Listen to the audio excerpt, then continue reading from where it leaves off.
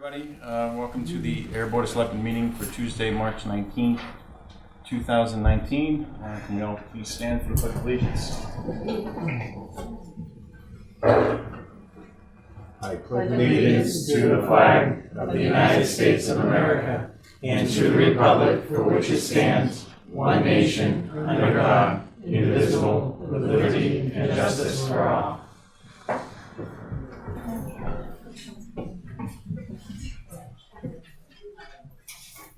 A couple announcements. I'll just get out of the way real quick. The Board of Selectmen will hold a special meeting at 6 p.m. on Wednesday, March 27th, 2019 to discuss the 40B local initiative program known as Ayer Green Residence. It is located at 0 off Washington Street. There will be a public information session on Wednesday, March 20th at 6 p.m. in the Selectmen's meeting room at the Ayer Town Hall to describe the upcoming amendment to the Ayer zoning bylaw to regulate the type of location of marijuana establishments, addressing where they may be permitted to locate and how the permitting process will work. And everybody's excited. The excise taxes are due Monday, April 1st, 2019.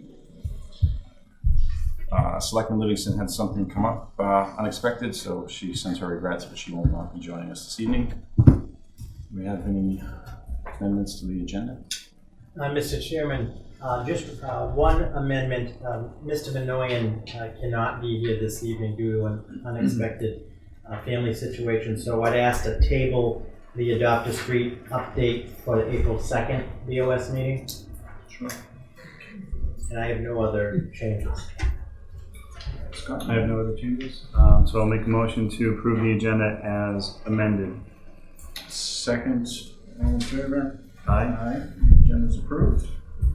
Is anybody present for public input? We have often docket a public hearing application for transfer of beer and wine license. You just have to wait 1 minute.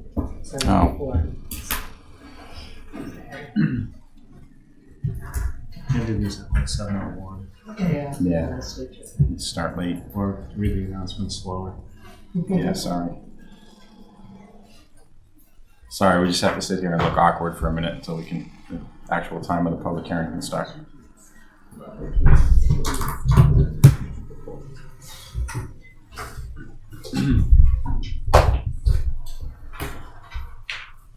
Close enough. Almost there. I would- We good? 15 seconds. Do we count down? Is Bill Galvin streaming in tonight? Watching this? Yes. Okay. It's called the ABCC. Yeah. Okay, you're good. All right, so read the announcement. Yeah.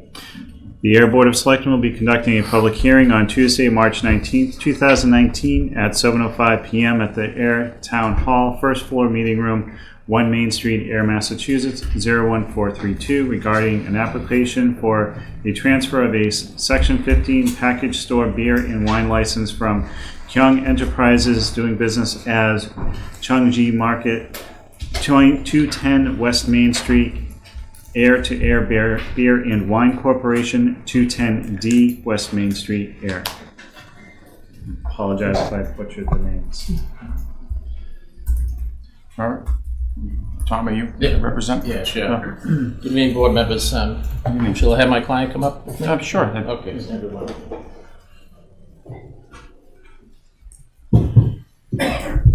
So good evening, board members. My name is Tom Gibbons, and I represent Cha Chow, who goes by Sandra, Hello. in the Ayer Beer and Wine Corp. And we're before you tonight for the transfer of the beer and wine license from Kyung Enterprises to Ayer Beer and Wine Corp. The license is currently, as was indicated in the listing, is currently used at the Chungji Oriental Market, and Ayer Beer and Wine Corp proposes to establish their store right beside the Oriental Market. So as the board knows, when a corporation is the intended licensee, the corporation must be a Massachusetts corporation. All of the directors must be U.S. citizens. The majority of the directors must be Massachusetts residents. And there has to be a manager of record, and that manager of record has to be at least 21 years old, a U.S. citizen, and a resident of Massachusetts.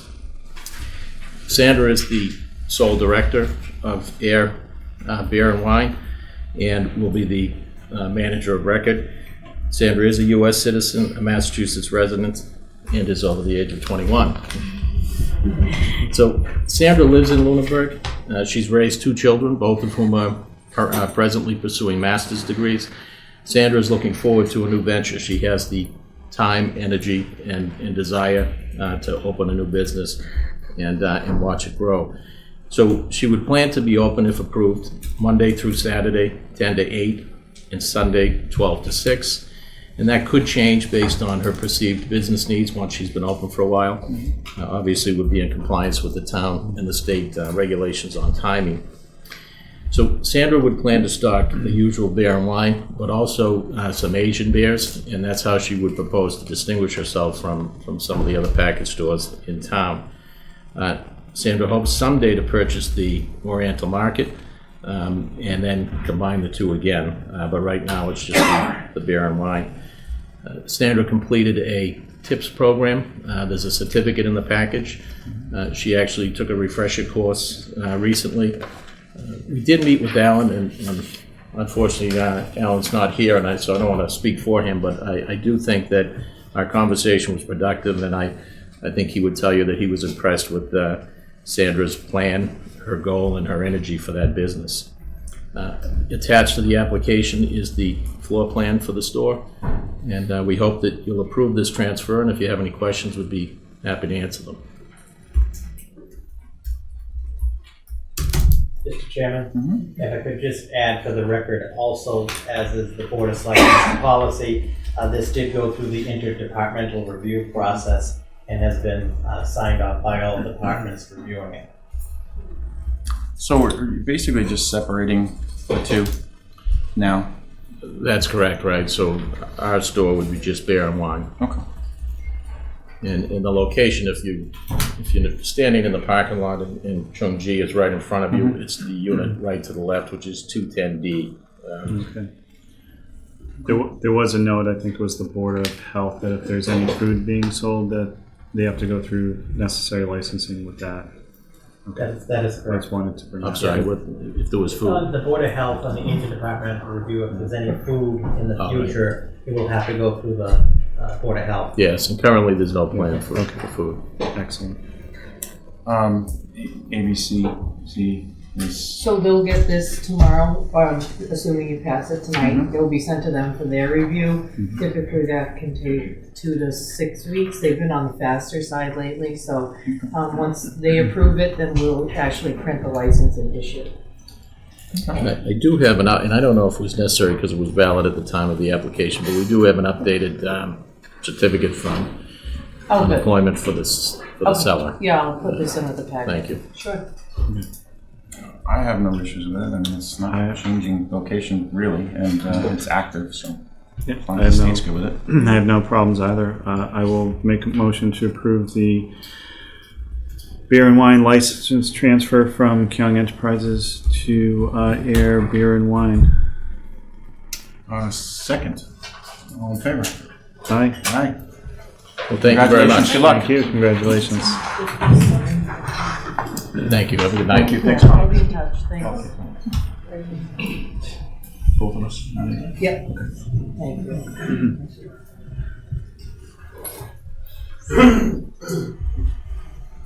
Thank you. Thank you. Thank you. Thank you. Have a good night. The reappointment of the Neshoba Valley Technical High School School Committee members. I believe we need the moderator and applicants or. Mr. Chairman, as you know, for the joint appointment, I'd ask the town moderator through you, as well as Ms. Simmons from the Ayer Shirley Regional School Committee, and the Mr. Moderator. two candidates for reappointment. Nice to see you. Hi, how are you? Good, how are you? Okay. We're here to do the appointment for the Neshoba Valley Technical School Committee, joint meeting of the Ayer Board of Selectmen, town, the Ayer School Board, and the moderator. Do we hear any motions? Mr. Mr. Moderator? Mr. Parker, yeah. As you were, just for the record, there are two candidates for reappointment, Mr. Christopher Perrell, who is the primary, and Miss Andrea Fontaine, the alternate, are both before the joint board for consideration for reappointment to a 3-year term effective April 1st, 2019 through March 31st, 2022. And those are the two candidates before you. Do I make the motion? Anybody in either board can. Well, I'll make a motion to reappoint Mr. Pearl and Ms. Fontaine to the Neshoba Valley Tech High School Committee. I will second. Okay. Moved and seconded. Chris, Andrew, you have anything to say? Anything to address? No, it's been good. I've been there for a few months now, and been on several subcommittees over there, and working with Mr. Pontraban and trying to bring Neshoba Tech into the town of Ayer to assist like we've been doing in some of the other communities with our public outreach. So hopefully some of the boards he's talked to in town here, and you'll be seeing Neshoba a little bit more active within the town of Ayer, we hope, to help give back to our town. Thank you. Any further questions? Discussion? Just how does it work with the alternate? Do you go to the meetings like in between and just don't have a vote, or is it just when Chris isn't? Yeah, it's a great question. So I've tried to go to all the meetings, Great. just so I can be informed of what's going on at our school committee. You know, the school's really active, and we have such a large group coming from Ayer for the students. My son's a junior there in the engineering group, so it's great to just hear what the school has going on. Chris's son also goes to the school, so it's nice just to be a part of it and, you know, to help out as much as we can. No, that's great. And Andrea is serving on our Friends. She's the school committee rep for our Friends of Neshoba, so she's been really doing a good job over there also. No, it's fantastic. It's good to have a good local active I can never say that. Participation from Ayer. We lacked that for a few years, so great. Glad. Any further discussion? If meaning none, all in favor, please say aye. Aye. Aye. Those opposed? Congratulations, you're appointed. Congratulations. Thank you very much. Yeah. Appreciate your service. Thank you. Thank you. It's nice to see you again. Congratulations. See you Thursday morning. I made an appointment, 9 o'clock. I'll be to see you. Better, thank you. Feeling good. Thanks, Chris. Thank you. Thank you very much. Hi, Chris, see you Thursday. Thank you for all your chairs. Is Alicia here? Yeah. Yeah, she's in Oh, all right. Judge Gardner. Rolling right along, the appointment of associate member from Ayer to the Devon's Enterprise Commission. Mr. Chairman, members of the Board of Selectmen, it gives me great pleasure to present to you the Honorable Judge Robert Gardner, who has requested, and you have all of his credentials, to be appointed to the Devon's Enterprise Commission as an associate member. As the board is aware, the towns are allowed to appoint associate members. Mr. James Bernard and Mr. Marty Putri are members to the Devon's Enterprise Commission. Upon appointment by the board, Judge Gardner would be an associate member representing the town of Ayer at the Devon's Enterprise Commission. And I've put him before you for recommendation of appointment. Associate members, there is not a specific term. They just, upon appointment, serve until they choose to resign or step down. Well, the more representation we can get over that, the better. Absolutely. Yes. Any questions of me? Because I'm retired. I was going to say you're bored with retirement already, aren't you? Well, I've had some exciting times with the retirement, medically speaking, but I've always had a deep interest in Devon's. I actually was on the Massachusetts Government Land Bank, which is the precursor of Massachusetts Development Finance Agency. I was actually involved in creating the legislation and creating the Devon's Enterprise Commission, and Bill Marshall has been the chair now for 28 years, and I was helpful with picking him and whatever. So I've had a great deal of interest in Devon's, going back to being in grammar school, going to school, a lot of military dependents and whatever. And Devon's been a very important, integral part of the fabric of our community. I consider it an honor and a privilege to be involved in an official way with the Devon's Enterprise Commission. No, I think it's fantastic, especially with someone with your background too, of everything that's on over there. And there's so much going on now that involves the town and moving forward. Any questions, Scott? No questions. Thank you very much for your interest in participating. With that, I'll make a motion to appoint Robert Gardner as the associate member for the town of Ayer to the Devon's Enterprise Committee. Second. All in favor? Aye. Aye. Congratulations, Rob. Well, thank you very much, everybody. I greatly appreciate it. Yeah. Good to see you. Thanks Good to see you. If you have any questions or any issues, give me a call. Yeah, absolutely. Thanks, Bob. Hello. Hey, Alicia. How are you guys? We'll get you out of here early tonight. So we have a unit, one of our affordable housing units that's on our SHI list, so subsidized housing list, that is going up for sale over in the Willows. But with all these units, we do have a right of refusal. Some of them are first right of refusal, some are just a right of refusal. That is left over for if any reason the town needs to, if they thought they were going to lose the unit off the SHI, but they're writing the docs better now, so we don't lose units, but we still have the right of refusal. So I'm putting it forward for the board to vote on whether they'd like to exercise their right to buy this unit. And did you have any questions about that? So what would be the benefit of the town? Purchasing it? Yes.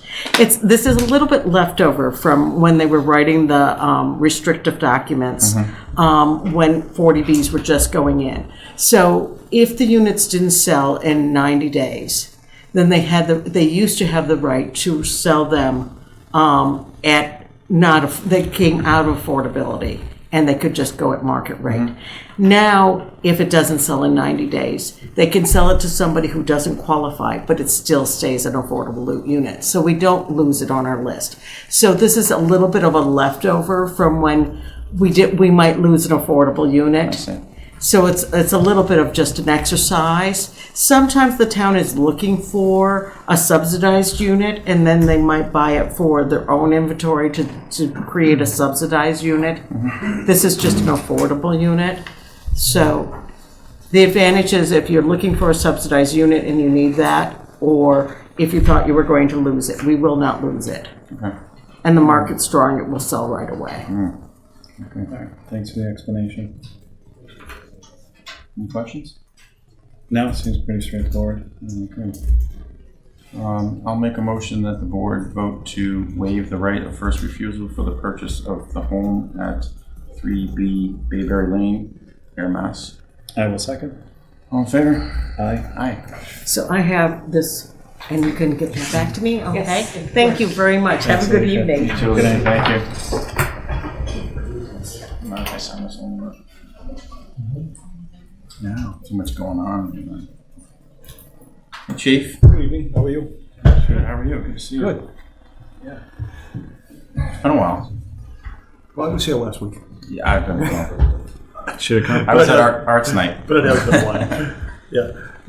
I went up after. Mr. Chairman, at the request of the Board of Selectmen, Chief Pedrazi is here tonight to give a brief update on recent activities and so forth with the department, to give a brief update on the department, and then, as we discussed at the last COS meeting, to make a brief presentation on the fire engine number 2 replacement project.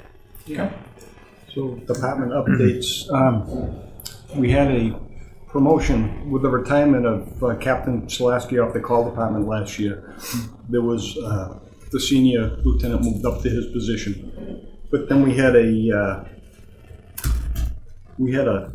waiting period before we put the next lieutenant on to give some people time to get certifications and things. So we had that process. The full-time captains, myself, and the call officers interviewed. We had 5 applicants for the job, for the lieutenant's position, and we held interviews, I think about 3 weeks ago now. and we came to a unanimous decision, and we appointed Andrew Harland.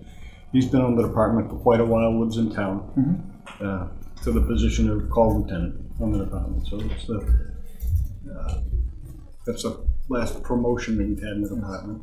It's great. I've known Andy for a long time. He's a good Yeah, guy. Andy's a great guy, and he's a townie now. They bought a house in town. Yeah, it was a good. We actually had 5 good candidates, and giving them that time to study and get some certifications, I think really helped a lot. Yeah, we could really get some good talent there. Unfortunately, we're not getting a lot of people onto the call department. It just society is changing, and a lot of the guys that are on the call department are full-time firefighters in other towns now. They're all getting. Is that what it jobs. is? Yeah. Really? Yeah. Have you run into manpower issues yet with it, or? No, we're still able to. I think as bad as it is for us, we're still way better off than a lot of the other towns that around us. I mean, it's happening everywhere. Yeah. And as bad as you think, you look at somebody else and we're way better off. Of course, we have the full-time staff and the call guys supplement them. I wanted to update you too on the Ambulance Enterprise Fund. So this is the first year since it's been in existence that we're going to need a subsidy from the town for that. And we raised rates a year ago in April. We went up 25%. But I think at that time I told you that it's the makeup of our clientele. Sure. That we're 45% Medicare, 21% Mass Health, and we're only 29% commercial pay. So when you raise the rates, even though you're raising the rates 25%, it's only raising it on that 29% of the business. And a lot of the insurance companies are taking longer to pay now. They're asking a lot more questions. Why isn't this on the report? They're trying to drag things out like insurance companies do. So we're going to need a general fund subsidy.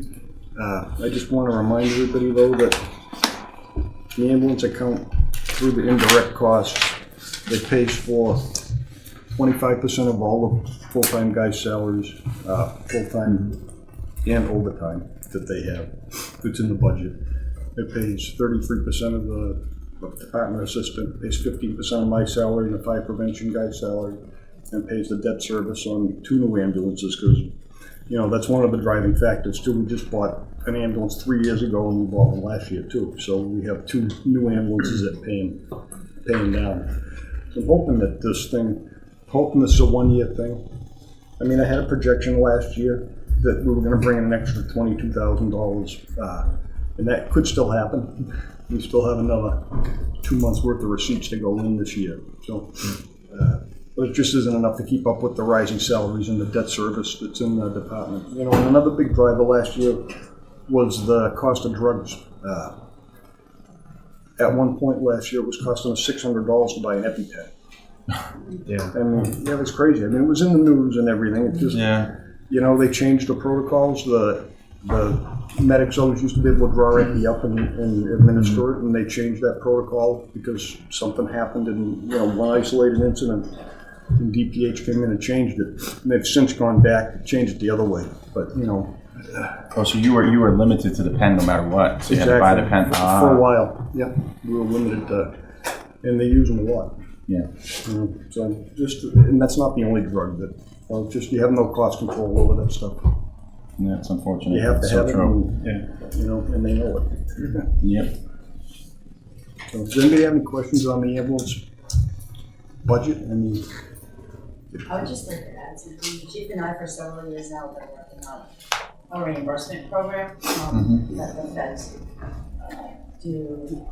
If you apply, it's tedious, it's long, but it's worth it. However, even those funds, because more and more communities applying for it, are drying up. Yeah, the first year was great. I think we got $37,000 back the first year, and now I think we got $21,000 back last year. And it still helps, but it doesn't. And this program is because Medicare and Medicaid don't pay you enough money, and the federal government knows that. So if they have excess money, it goes into a pool, comes to the state, and then you can apply for it. So basically, the ambulance runs, and then you have to do all the paperwork, Yeah, exactly. which no one Yeah, really takes into account. They just, yeah, the ambulance shows up and No, bills paid. there's lots of paperwork involved in running an ambulance. Mm-hmm. Yeah. Takes up a good part of the time. Yeah. Yeah, and weekly billing. I mean, we have a good program that the guys do their reports. Everything's electronic. And I do the bill once a week. I read all the reports, go through and it goes to the billing company electronically. So there's no lag, and they get it all in electronic format. Mm-hmm. So it's a pretty streamlined operation. But I don't think we get any more money back over when we were doing it all on paper. Yeah. So I'm assuming this will push up the rates for next year. Yeah, I mean, we're at 150% above what Medicare charges. Okay. And that's about, we don't raise rates every year. We haven't typically. And the insurance company are really starting to block at it now. Are the rates generally standardized across the communities? Not really. I mean, I would say I did do a survey when I asked for this, and I would say we're in the middle to high. We're like in the 2/3 of what we charge.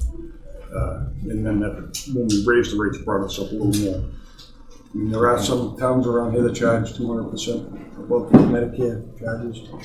And, it's the makeup of our clientele that determines what we get. Like if we're only raising the rates on 99% of the industry. And there's been a lot of pushback by Blue Cross Blue Shield has threatened to pay the patient, and then you have to chase your money. And there's been several bills filed. I'm going to say it's been 6 or 7 years. 5 Chiefs Association has filed a bill so that won't allow that to happen. And and Mass Municipal behind it, and the insurance companies just have such a big lobby, it never passes. But it's filed again this year, so hopefully. But they threaten you. They threaten you with that.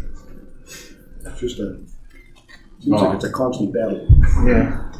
Unfortunately, the insurance problem is out of control, and it's affecting more people than we think.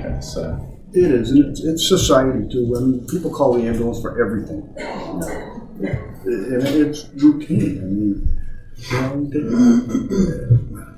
you take kids that are thrown up. They call the ambulance instead of bring them to the hospital. It's crazy, but it is what it is. Yeah. The insurance companies start to block at some of those things, and you can't really blame them. Do you find with other towns going to paramedics, are you getting less revenue? No, you're still? No, that's still a good revenue stream for us. Last year, the going out of town and doing the medic intercepts paper about 1.5 guys' salaries. So yeah, it's definitely still worth it. Yeah, and it keeps the guys' skills up too. The more people the more people they have for patients, the more they keep their skills up. So it's good both ways.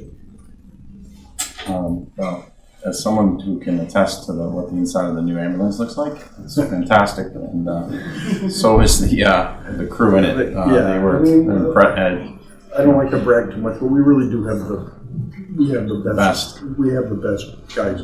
Yeah, we really do. Yeah, absolutely. Mr. Chairman, just to add on the ambulance issue, obviously this being the first year in the history of the enterprise fund that we're going to need this subsidy, we obviously, as the chief mentioned, take this very seriously.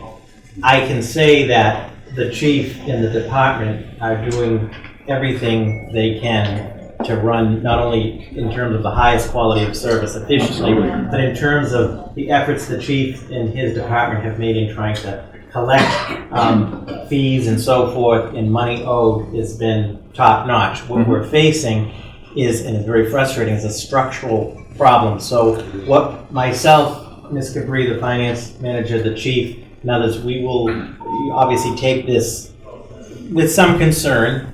Is this an anomaly for this year? Is this going to be a trend? And we'll really look at what we can do to address this and report back to the board with additional findings once we do some more work. But after The finance manager, the chief, and I sort of sat down, looked at it.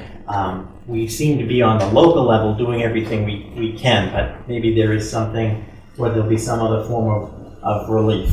But we do obviously take it very serious whenever an enterprise fund is requiring a subsidy. And this isn't I remember the chief bringing this up last year, that this is it's looming on the horizon. It's nothing new, right? Yeah.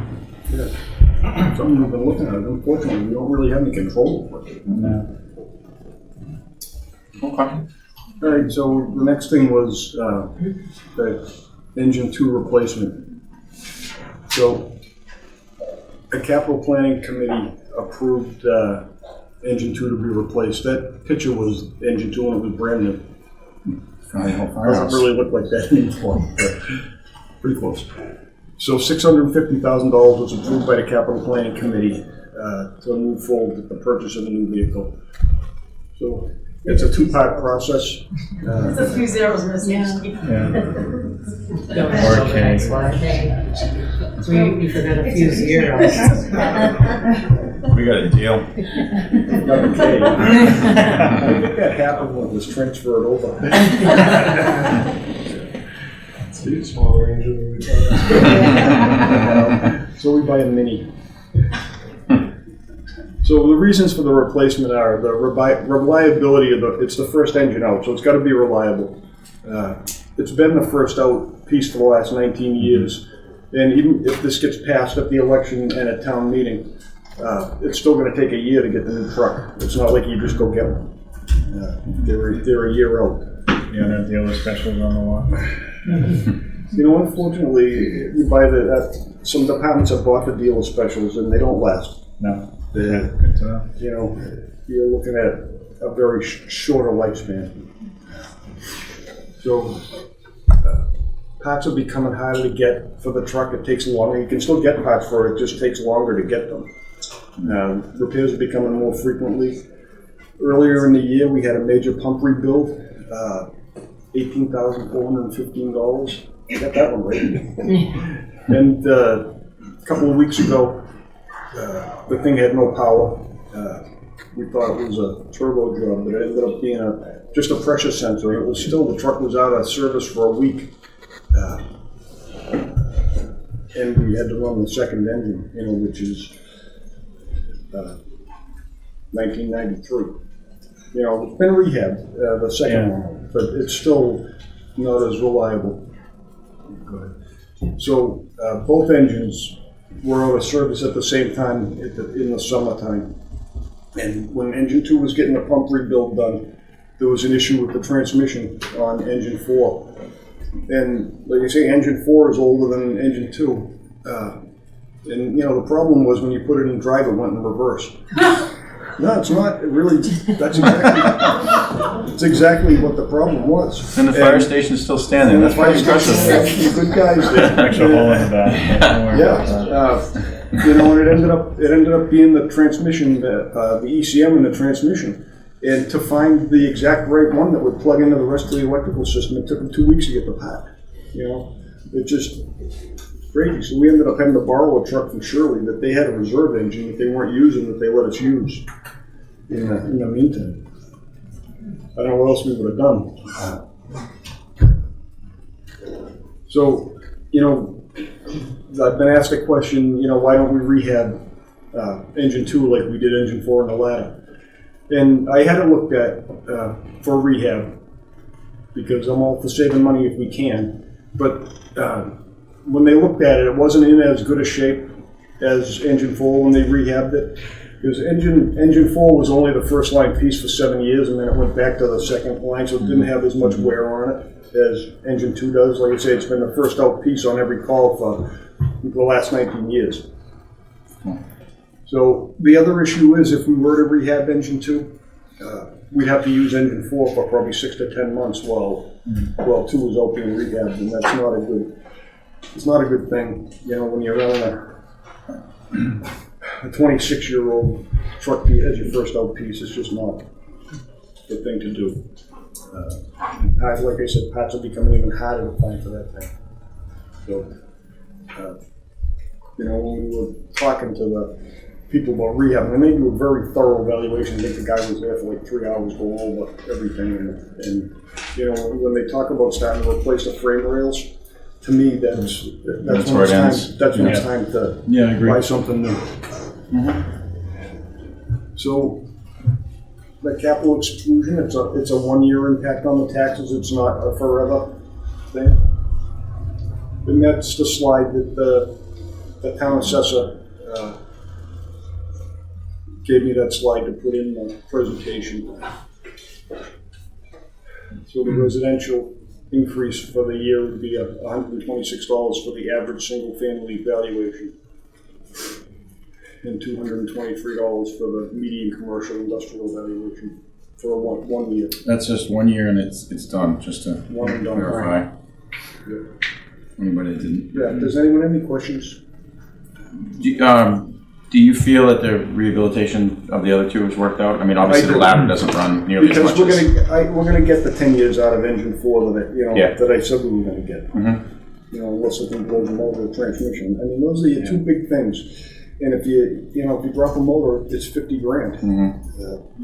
Transmissions, if they can get something that fits. Sure. You know, there's a lot of, it hasn't made up with the pump correctly. It's not like just taking an engine and throwing it in a car. There's a lot of different things that have to be done. Yeah, it is what it is. Can you just provide like an overview of like the fleet as a whole, Yeah, sure. and kind of what we have for Absolutely. equipment and the average age? Yeah. So the rescue truck is the newest truck we have. It's 3 years old. And the rescue truck does not have a pump or carry water. It just carries rescue tools and support vehicles, and it has a big light tower on top of it that's like taillight. Car accidents. Car accidents, and it goes to all the fires, and it provides rehab. It has air balls on it. It has all the rescue tools for the heavy rescue. Draws a light for all that stuff. And then we have 2 engines. Engine 2 is the one that we're trying to replace, which is a 2000. And then engine 4, which is a very similar truck, but it's a 1993. And that was rehabbed 4 years ago. At the 20-year mark.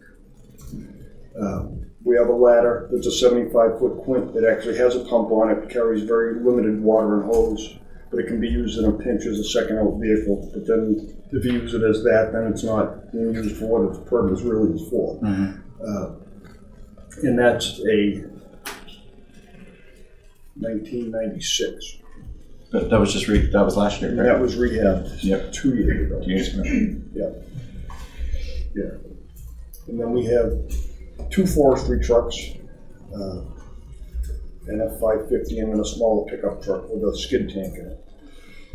We have the Kubota, which we use for picking up hose or going down the rail trail. We actually have a small tank that we can put in the back of that for forest fires. It has a small 60-gallon tank on it and a small pump, but it's good for getting around places where you can't get anything else. And then we have the 2 ambulances. The oldest one is 3 years old. They're both Hortons. They're on 4-wheel drive chassis. They're on larger vehicles than what we had before, so hopefully they'll last longer than the other ones. They're both very similar. If you were to look at them, you wouldn't be able to tell the difference. And they're set up like that specifically so that everything's in the same place, everything's in the same cabinets, everything is basically the same in both the ambulances, so that there's consistency throughout. It's a big deal when you go look in one compartment and it's something in that one and not in the other one. Sure. So that's the fleet. Well, then we have my car, the command car, and we have a fire prevention vehicle, which is Ford Explorer for the fire prevention person. How many calls on average does the fire department do a day or a week? Whatever is easiest for you to The remember. ambulance did 1,621 calls last year. Okay. And the fire did over 700. So we're at almost 2,400 calls, emergency calls a year, which is a lot. And that's not counting fire prevention or... Yeah, no, that has nothing to do with the inspections or fire prevention or anything like that. Yeah, we do a lot of inspections, a lot of permitting. Air, because of the quality of the department too, gets called for mutual aid. That and our quite a geographic bit. Yeah. location. We're a small town and we border a lot of towns. Mm-hmm. So we can get places quickly. Well, you can be humble, but I know people in other departments that prefer your department as mutual aid because you guys know what you're doing. So, absolutely. And what's coming up after that, Chief? I think Scott mentioned it for another replacement, a couple of years. The next thing after that would be engine 4, to replace engine 4. Mm-hmm. Okay. And then after that would be the ladder. You know, unfortunately, my predecessor was left in a bad situation for equipment. And, you know, they replaced, within 7 years, they bought 3 trucks. You know, three heavy duty vehicles. And so you're coming up on it again. You know, it's been 20 years. Okay. Are you going to keep this one? Well, I don't know. Yeah. It depends if we have a place to put it. I would like to. Yeah. I got an opinion on the trade-in value for it, and the trade-in value is about $5,000. Mm. You know, it's not. Yeah, I mean, the used fire trucks are worth nothing. And it probably has, what, 4,000 miles on it or something like No, that? it actually has almost 40,000 miles. Wow, that's a lot for a fire truck. It's a lot. Yeah. Right? Yeah, it's been used. I mean, yeah, it's all short runs. You figure the town's only 9 square miles. That's a lot. And that's just the mileage. That's not the hours. I mean, that thing sits in pumps for hours sometimes. I don't have any other questions. Thank you, Chief. No, that's good. No, thank you. Thanks, Chief. Thanks for the update. Yeah. Thanks very much. Through the election Good luck. and the town meeting. Yes. It is needed. All right. Thanks, Chief. Good to Thank see you you. very much. Yeah, nice to see you.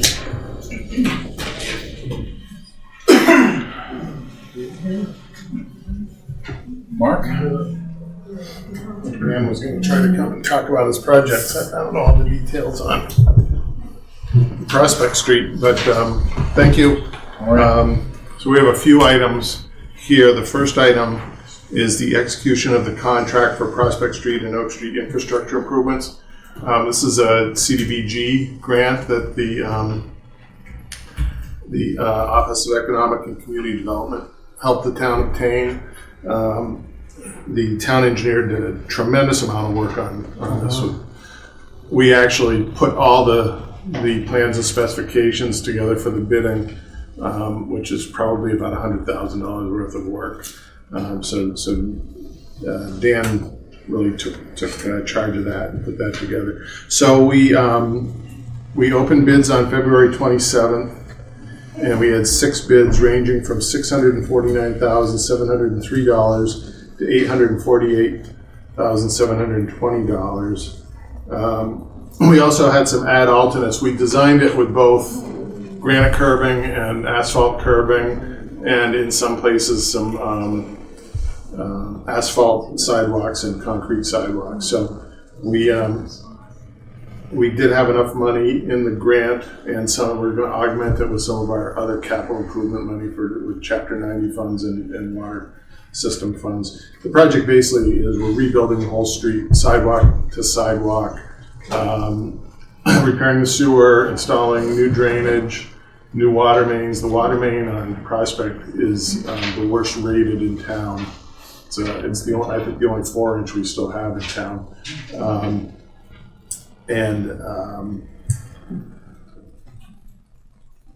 We'll repave the road, put in new crosswalks, and we're doing a little bit of work around the back of the courthouse, which is kind of a free-for-all for parking. So we worked with the courthouse on that. And that was making that the one-way. So it's making it one-way. We have a sally port there, so that when they drop off prisoners, they can have a more secure entrance.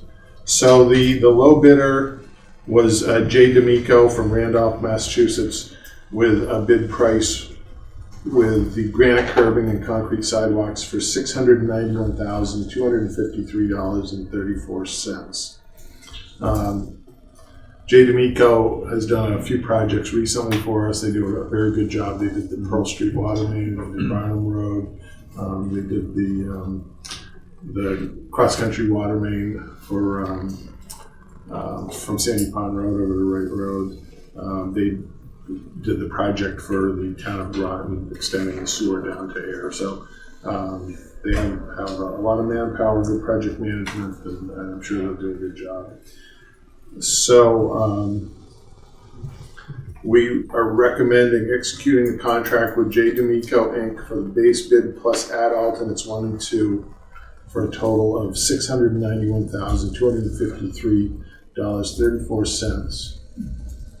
And $560,000 would be funded through the CDBG grant. I'll make a motion to approve the contract with J. D'Amico for the base bid plus add alternatives 1 and 2 for a total of $691,253.34. Second, all in favor? Aye. Aye. That's spring, summertime, Mark, do you think, or?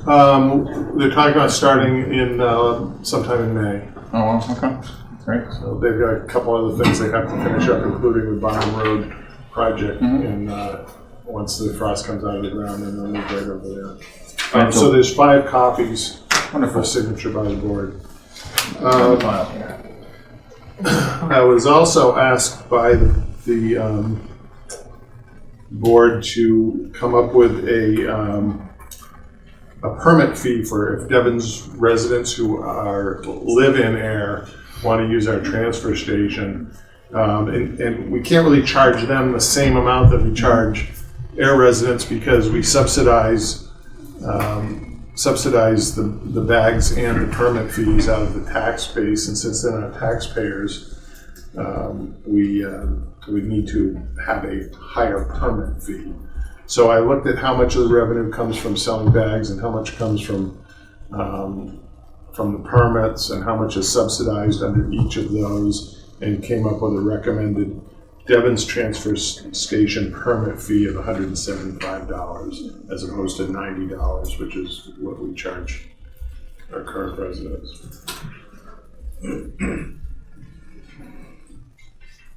I don't recommend we have a senior permit fee, and we recommend that Devon's residents provide proof that they're registered voters in Ayer in order to get the permit. What was the reasoning behind just the those that are registered to vote in Ayer as opposed to Devon's as a whole? Just curiosity. I'm not sure what the reason was. It was I think the argument was they can vote in Ayer, so why can't they go to the transfer station in Ayer? Devon's has their own waste collection system, so it's not really, there's not a huge demand. We get a couple of comments every once in a while. Yeah, this is not going to be a huge boost or revenue or anything like that. No, I'd be surprised if we sell half a dozen permits. We need a motion for approval of that. I'll make a motion to approve transfer station permit for Devon's residents who are registered to vote in the town of Ayer as presented. Second, all in favor? Aye. Aye. So the next item on the agenda is to have the board acting as the water commissioners approve equipment standards for our water treatment plant. As you know, we're about to go out to bid for the PFAS treatment at the Grove Pond treatment plant. And since we're doing an addition to the treatment plant, we want to keep the equipment the same for compatibility reasons. In some cases, you have to because, for instance, on the program logic controllers, different ones talk with different protocols. So the Office of the Inspector General has a guidance for proprietary specifications in public construction. So generally, we would have to specify either three products that meet the specification, or specify a product with an or equal, what they say an or equal clause, so someone could submit an or equal. But in some cases, you can vote to standardize on certain equipment if you have a good reason for it. And in the memo that I put together, dated March 14th, I specified the items that we are recommending we standardize on for this project. One is the Dowex ion exchange resin media. We tested 4 different medias for this chemical removal, and this is the one that performed way better than the other 3. So if we went with an or equal, we'd have to go back through and do the testing all over again and make sure it wasn't or equal. So that would definitely delay the project. And there's precedence for specifying proprietary treatment processes. The water quality analyzers, we currently have Hawk equipment. It's equipment that needs to be calibrated on a regular basis. You have to have special chemicals and equipment to calibrate it, so we're recommending standardizing on the chlorine residual and ORP water quality analyzers. Our chemical feed pumps, we use the Milton Roy, M-Roy chemical feed pumps. So we have 4 additional chemical feed pumps for this project. And again, it's ease of calibration and stocking of parts. The CTI Dynamics X Drive control stations, these are special boxes that the state requires us to put on our chemical feed system so that we don't overpump chemicals. So it's a safety precaution, and this is the standard that we have. And then, as I mentioned, we have program logic controllers and mini computers that control all the operation of the pumps and the chemical feed and the treatment plant. And we've standardized on Allen Bradley. And that's really critical because a lot of these don't communicate with other PLCs. So based on the Inspector General's guidance, that I'm recommending that the Board of Selectmen, as the town water commissioners, approve these proprietary specifications for the equipment named in the memo. Is this only going to be for the Grove Pond Water Treatment Plant project, or will this be across the board going forward? It would be across the board going forward, with the exception of the ion exchange. So if we had, that's specific to this project. Okay.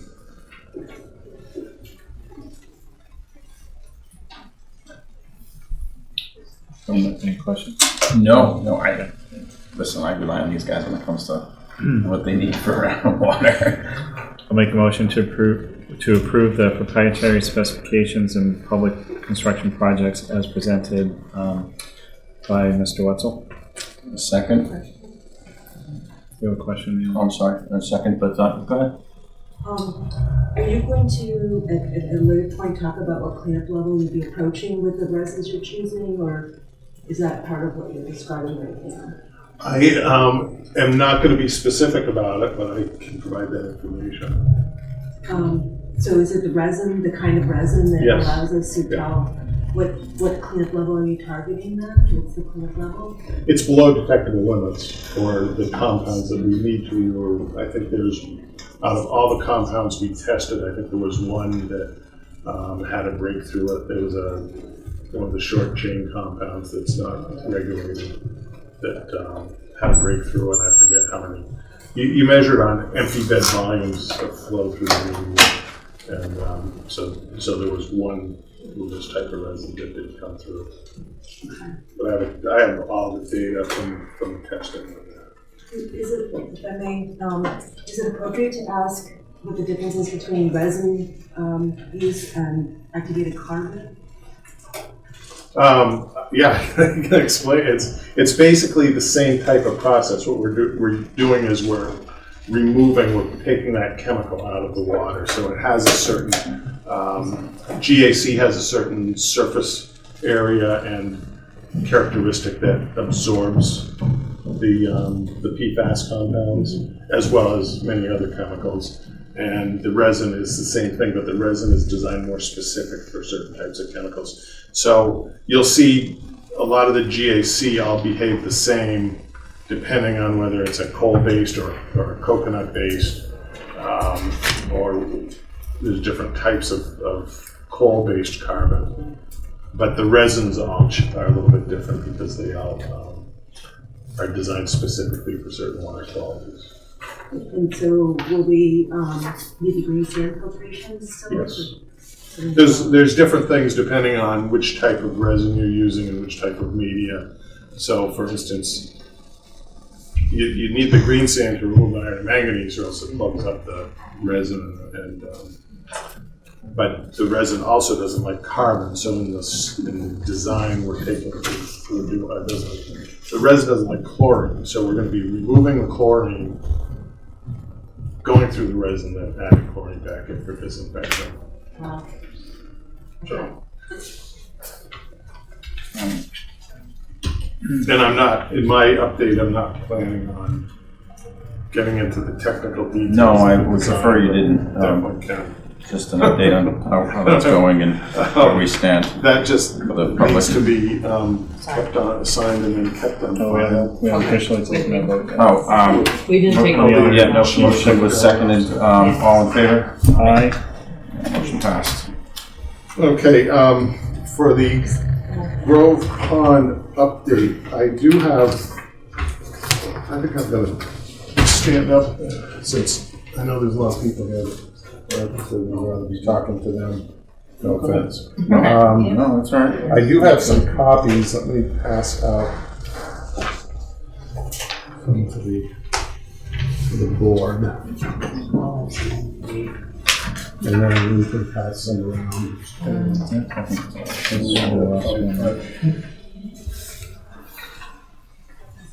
Sorry. That's all right. These will be made available on your They'll be on website. Thank you. Oh, so take the lead and get that clicker. Run it there. Oh, do you want me to? Okay. So, due to the recent publicity, there was an article in the Boston Globe, and I won't get into details. We do have the star of the show here. But I will say, I spoke to the reporter for 2.5 hours. I gave a tour of our treatment facility and explained everything. And the quotes attributed to me were taken completely out of context. So he had an agenda. I asked him before we started talking what the agenda was. He refused to. He said, I haven't decided until I finish doing the story. But I don't think he was fair to the town of Ayer, the Department of Public Works. There was a little clip on Fox 25 on Thursday night. Might have seen my dog run. Yes. And I think that was a pretty good presentation. His article did get cut too, just so you know. His article got cut by the editors. So what I wanted to do was put together sort of an update for everybody. I give the Selectmen updates on a regular basis. I think I've probably given over the last year and a half about 4 updates. Yeah. We do publish information. We send out every year, usually in May or June. We have to put together an annual water quality report.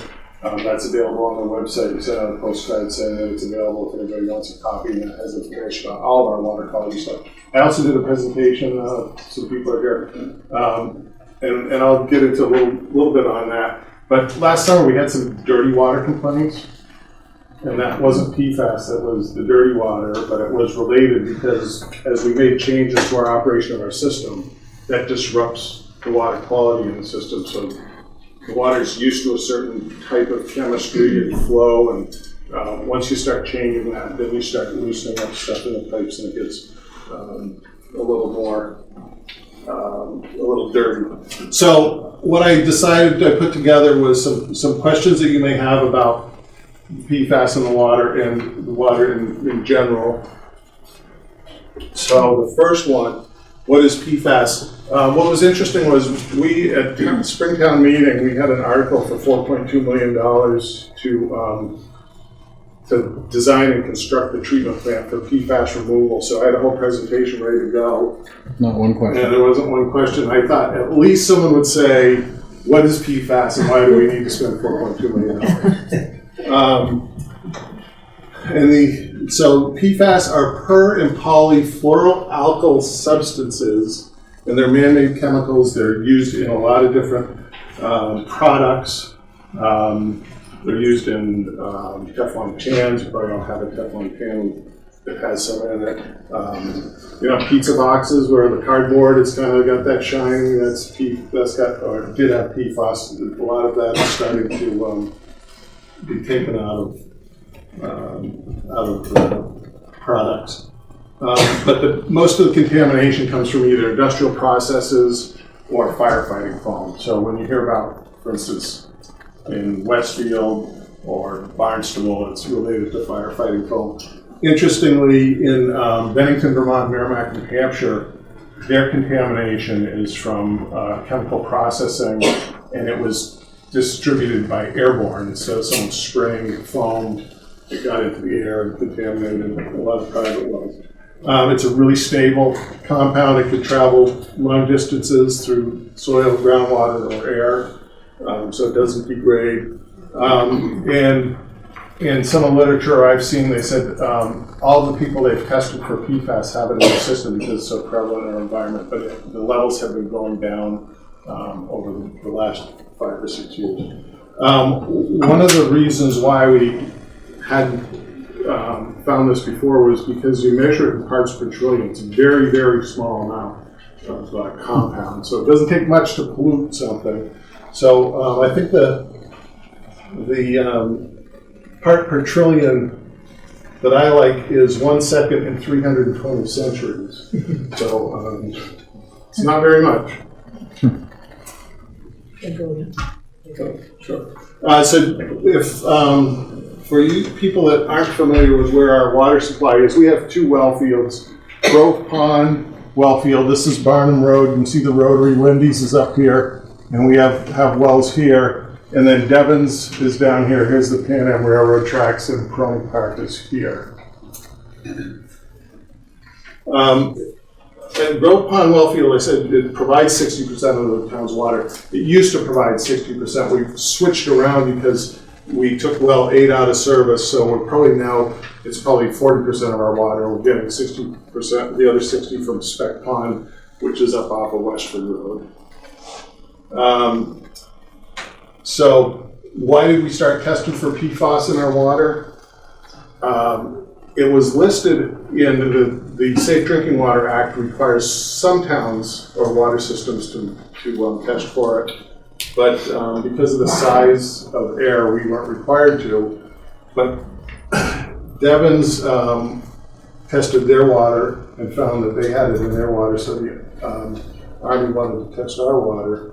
And so in September 26, we took samples and we found that Grove Pond well number 8 was over the 70 part per trillion level that the EPA had set for a what they call a health advisory. And that was for 2 of the compounds, 2 of the PFAS compounds.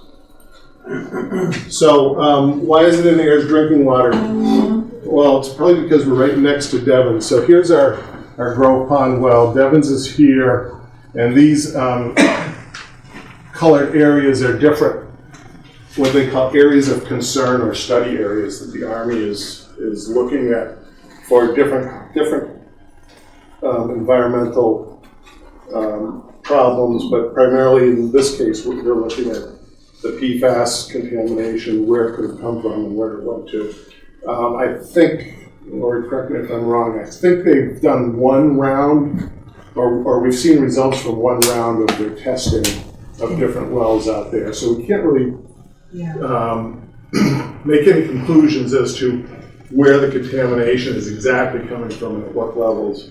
But we pretty much know where it's coming from. Well, I mean, we don't see a defined plume where you have a high concentration in one area moving in one direction. So how much PFAS is in our water? And I talked about we were testing originally under the EPA health advisory, which was PFOS and PFOA. The state changed that to look at 5 PFAS compounds, and I'm not going to try to pronounce all 5 of them, but the ones that are also similar to the PFOA and PFOS, what they call the 5 long chain compounds. So Grove Pond well number 1, which we reactivated as a result of this, was about 26. Grove Pond number 6 is 24. Grove Pond number 7 is 76. So that's over the 70, but we only run it with number 6, so we're under when we blend the two. And well number 8, which is a 250, we do not run at all. Is that the newest well, Mark? Number 8? The one we did all Number the work? 6, 7, and 8 are all three done at the same time. 6 and 7 replaced 1 and 2, so we reactivated 1. One of the issues is well 8 has our best water quality when it relates to the iron and manganese in the water. It's very low, whereas well 1 is probably 100 times higher on iron and manganese. So it kind of puts a stress on our iron and manganese treatment, which hence gives us some dirty water. Are there health issues related to PFAS exposure? I'm not a doctor, I'm not a scientist, I'm an engineer. I know how to remove stuff out of the water, but I don't know a lot about the health issues, so that's why as a water supplier I rely on the regulatory agencies to go through that analysis. And yep. Just related to this particular slide, I just learned this because I was wondering why is such a tiny amount hazardous to us? And apparently what happens is that this chemical, especially the long chains, the older versions of PFAS that came in Teflon, so imagine it's a chain of carbons and it's got fluoride attached to one end of it. When we get it into our bodies, it attaches to the protein in our blood and it doesn't let go. So it'll travel in our blood system for many years, doing whatever kind of damage it does. Yeah, I think they said the half-life in a body is about 7 years. The half-life, so that means it's halfway decomposed after 7 years, is my understanding. But there's a lot of different studies going, they're ongoing. They've identified certain things, and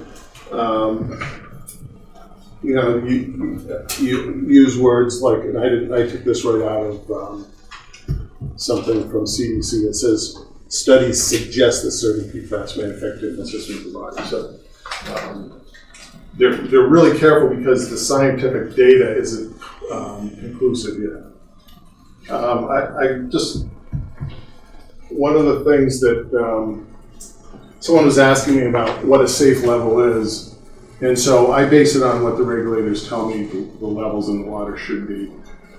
When the state changed from the 2 PFAS compounds to 5, they have a group called the Office of Research and Standards, which are a group of scientists that review all the data and make the recommendations. So they have this big report, it's on the Mass DEP website, but it looks at all the data and comes up with a conclusion of what the state should set the limit at. And they're actually re-looking at it again right now because there's more data available. Again, there's a lot of information. Ms. Nearing mentioned that she's read up on it. And the Agency for Toxic Substances and Disease are going to do a health study at multiple U.S. sites looking at the health effects. I think the closest to us is Pease Air Force Base, where they're looking at the population there. Generally, these are based on long-term exposures, but sensitive population includes infants, pregnant women, and nursing women. And there's on that ATSDR site, I have the link there on, there's some information about nursing mothers and what they should be doing or shouldn't be doing, but they said that it's still important to nurse your child. So, is the PFAS regulated by the EPA and DEP? It's not, there's a health advisory, so I could be pumping all the PFAS contaminated water into the system I wanted to, and the state would just say, well, you probably shouldn't do that. Because there's no regulation that says I can't do it. But we've been very proactive. As soon as we discovered it, we worked with the state to come up with what we should be doing. And so the EPA has the PFOA and PFOS limit at 70 parts per trillion. In Massachusetts, through their Office of Research and Standards, came up with 70 parts per trillion for 5 of the compounds. So, so that's what. So we've been working with the state on making sure that we're under the 70 for 5 compounds. The next one is. Oh, so different. There's only a few states that actually have PFAS limits or recommendations other than what the EPA has. So you can see if you live down in Texas, you have no idea what's going on. And as a matter of fact, in Massachusetts, not every water system has been tested either. So you could go to Littleton, you have no idea what's in the water in Littleton. That's something that's happening now, but we wouldn't have known it if it hadn't shown up in Devon's water. So this is what the Massachusetts DEP came up with for an advisory. This was in early 2018, and at that point, that was when we were over the 70 on the 5 compounds. We turned the well off. We sent out a public notification to all of the customers. The standard is that consumers in sensitive subgroups, pregnant women, nursing mothers, and infants should not consume water when the level of the 5 PFAS substance individually or in combination is above 70 parts per trillion.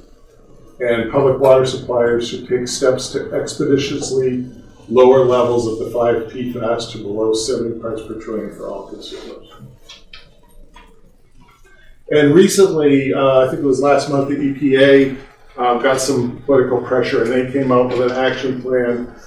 They're still looking at just 2 of the compounds, but they are going to look at health effects, look at some research and risk assessments, and then potentially come up with what they call a maximum contaminant level, or MCL. And once it becomes an MCL under the Safe Drinking Water Act, then everybody has to comply with that.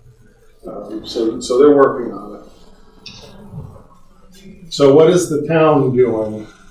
So I think we've been proactive. As soon as we saw we had it in the well, we set up the well so they would only run and blend all the water together to be below the 70.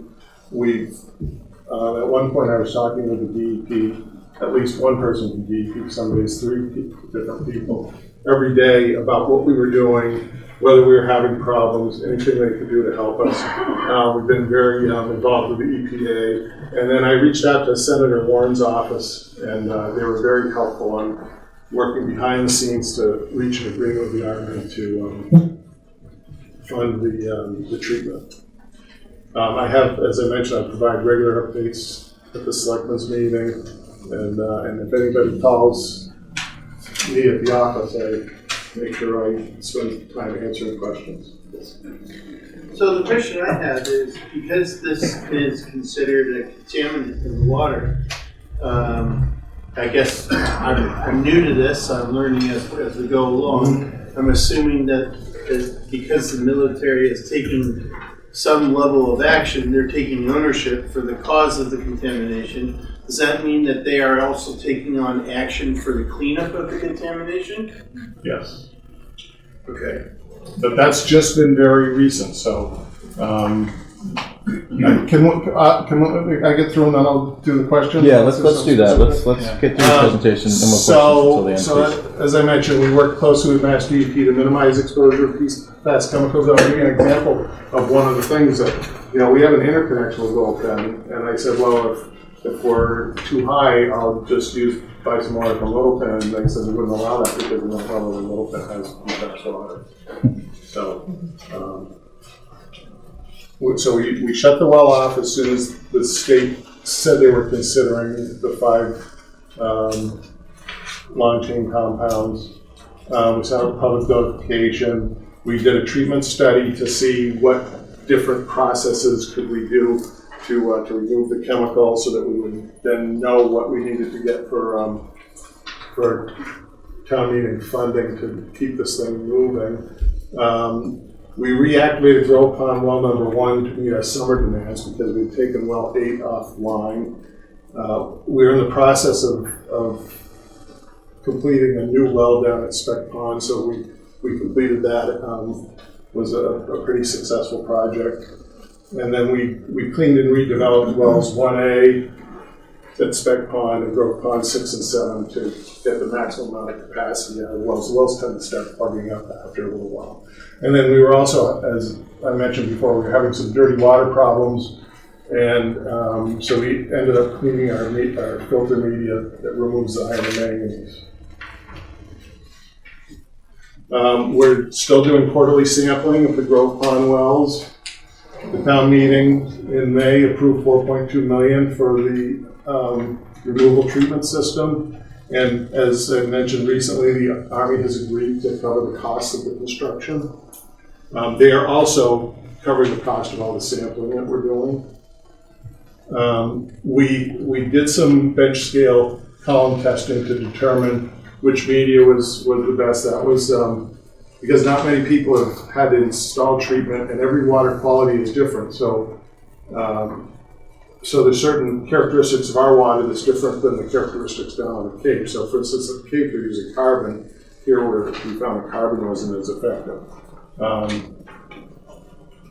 The design is complete. We're just doing final reviews and getting state approval, and we'll have that bid in May. I'm also working with the Army to install temporary treatment for Grove Pond well number 8. And so hopefully we'll have that in service in about a month and a half. And then we'll be able to put that well back online, and that will be pumping into the system with 0 PFAS in it. We also constructed an emergency interconnection with Devon's. Devon's has 3 different wells. One is McPherson well, which is out McPherson Road, and that's the one that's contaminated. The other 2 wells, which are up past Barnum Road, are at very low levels of PFAS. So having an emergency connection helps us both. We can get water from them if we need it. They can get water from us if they need it. This just shows this is 90% middle of the treatment plant, ready to go. So is Ayer's water safe?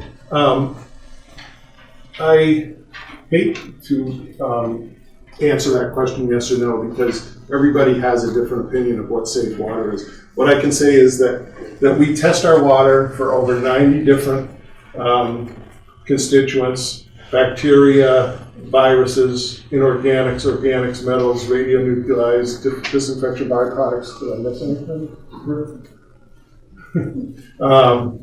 We meet all the Safe Drinking Water Act requirements. Water's below the Mass guideline for long-chain PFAS. And if you are concerned about PFAS in your water, you can put in a carbon filter put one on your tap or under your sink, and that'll take out the PFAS. There's on one of the websites that I have cited, they identify which filters are effective in removing PFAS. One of the things with bottled water is we don't really know. They don't test bottled water like we test our water, so you never really know what's in your bottled water. From talking with the DEP, they said Poland Springs that they have tested is PFAS free. I know that Aquafina, they filter their water with carbon and reverse osmosis, and they tested their water, and that's PFAS free. But a lot of the supermarket waters, you have no idea where it came from or what's in it.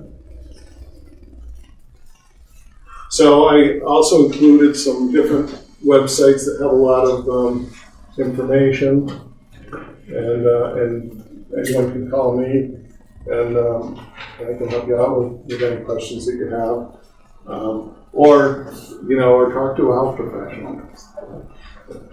And any questions? Ms. How you in touch with me? Mark, how many PFAS treatments centers or whatever filtrations are in the state? There isn't many, right? They're building a carbon plant at Westfield. Mm-hmm. There is carbon in Barnstable that I think they need I think the problem down there was they weren't removing the iron manganese, and it was plugging up the carbon, so adding iron manganese filters there. One of the first, though. I think that's it. Yeah, and Westfield's not, they just started construction on there, so we're right behind them. And ours will be state of the art. I think we did a lot more testing than the other systems did. Well, this is a credit for everybody that hasn't paid attention to the water department and Superintendent Wetzel and his staff, because this only came about in early 2018, and we're already funded and well on the way to having one of the first operational PFAS treatment plants in the state. So good work with that. And hopefully we're not paying for it. And that's what they tell me. I don't have anything in writing yet. But yeah, we keep hearing that.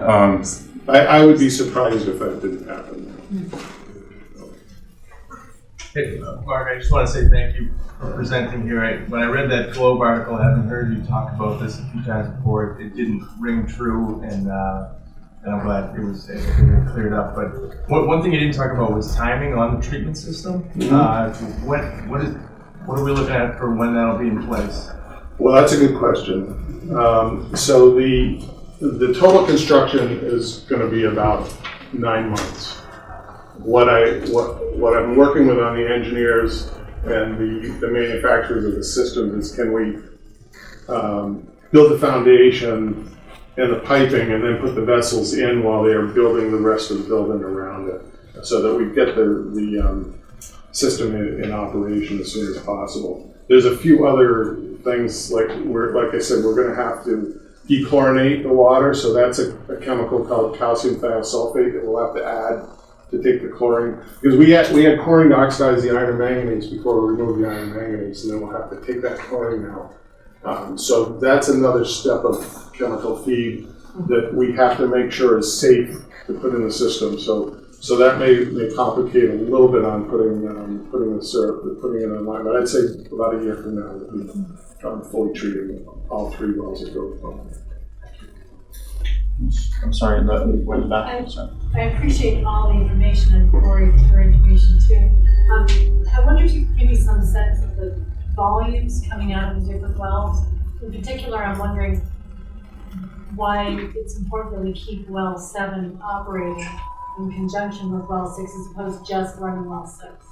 So the 3 wells there put out about 1.5 million gallons a day.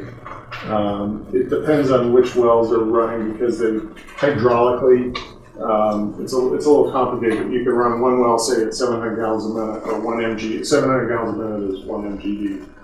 Our average day in the town is about 1.3. In the summer, that goes up to about 2.4, 2.5 when everybody is watering the lawns with the PFAS in the water. So each well is generally running probably about 500 or 600 gallons a minute, and that's why if we blend them, then we can run and meet all of our demands. But if we don't, we have to. And we don't not normally run all 3 wells at the same time. So when well 8 was in service for that short period of time, and we were blending it with 6 and 7, it would only come on when 6 and 7 were running, but it didn't. But all 3 didn't have to be running at the same time. Now that the level in 7 is creeping up, 7 will only come on when 6 is running, so it gets diluted. And then well 1, which has really bad water quality and requires a lot more treatment, a lot more chemicals, that comes on last. So I don't know, maybe Rick's our water foreman who's been doing this for quite a few years. What would we be running today? The other reasons we fluctuate is because we have the withdrawal pins. We're not allowed to take so much water out of the ground each day from each site. You don't fluctuate, you exceed the permit. And we also alternate between Grove Pond and Spec Pond. And when will the new Spec Pond well come on? It's online. That was online last spring. So we really ran spec pond well field a lot last summer. Sir, do you have a question? Yes, and I think you may have answered it, but for clarification, commencement of the construction of the treatment system is not dependent on the funding from the Army. We're going to go ahead and proceed with that. Has there also been any discussion about factoring costs for maintenance? Yes. From, again, from Yeah, so that's been discussed and that's been agreed to. It's just a matter of what's the mechanism. So it's easy for me to say to the Army, we bid this project, it's going to cost $4 million or $4.3 million or $3.7 million, and they'll plug that number in. But as far as operation and maintenance costs, we tested this resin can last to remove the compounds for years. It depends on how much water you're putting through at what concentrations before you start seeing that it's not removing all the contaminants anymore. So we don't really know how often we're going to have to change that media out, but it's probably going to be about every 2 to 3 years. And we're running it 2 filters in parallel, so we'll always have one that's ready to go online when the other one's used up. Yeah. So, the question that I had is once this facility comes online, the expected quality of the water out of it is what, then? Zero? Zero. Well, I won't say zero because we're parts per trillion now. When we're measuring parts Below per trillion. detectable limits. Below detectable limits, and detectable limits is about 2.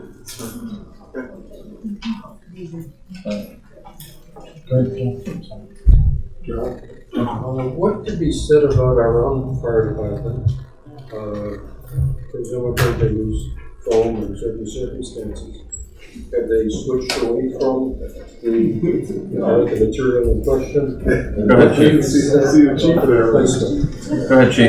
I can tell you, from being on the fire department for 41 years, that we never used that.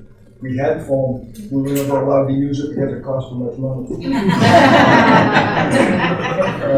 We did have 2 cans that the DEP did a collection on anything that was prior to 1992. And we did have 2 5-gallon pails that were there, because we never were allowed to use them. That we gave back to the DEP. Very rarely do we use it. What about the phones we have at home? You know, the emergency little things that many of us have. Is that? I don't know. Not sure, but I know the 1992 was at that line that DEP was using, because anything manufactured after that had a different compound. We do have quite a few gallons of foam. Then we have a foam trailer that we have for the district, but it doesn't, the foam that's in it doesn't have PFAS on it. You know, one of the Ms. Nearen probably remembers this from, there was a public hearing in January, and a woman got up, and I'd seen her at a couple of these other things, who, her husband's a firefighter, and the firemen are exposed not just through the foam, but through all the turnout gear, all the fire retardants have this stuff in it. So, you know, I'm sure if we took Bob's blood level, he'd be a little higher than the rest of us. Well, come to town meeting, because I think we're addressing part of that at town meeting with the new extraction machine, correct? Oh, yeah. So, another good point. Yeah, that just takes the contaminants from the fires out of the gear, but it's not gonna take the contaminants out of the fabric that the gear is made out of. Sorry, go ahead, sir. Yeah, just a couple of things. So we're just going to be treating growth pond, or we're going to be treating spec compound too? Well, right now we have very low levels in spec pond. We just started sampling out there. So at this point, there's no need to treat it, but we may, once we get this online, may want to look at treating that. Over there, it's kind of weird because I don't know. I think that it's probably an airborne contaminant or something. We haven't really studied, but it's low levels, but it is present in that well, which makes me think that there's more of a problem throughout all the drinking water systems in the state.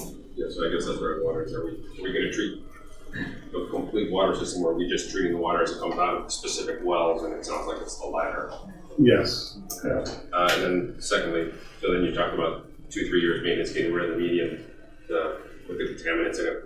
Where does that go? It gets incinerated. So the company that brings in and puts in takes out the old media, puts in new media, and then they take that and kind of incinerate it. Mr. Fisher, question? Anybody else? Okay. Hold on one. So you had a person in the back. Me? Yes. I know you talked about the drinking aspects of the water, but what about skin absorption? The skin absorption is very minimal. But still there? From what I've read, it's not. They said you don't absorb it through your skin. So, I don't know if we know. I hate to say no, but from what I read, that is not an issue.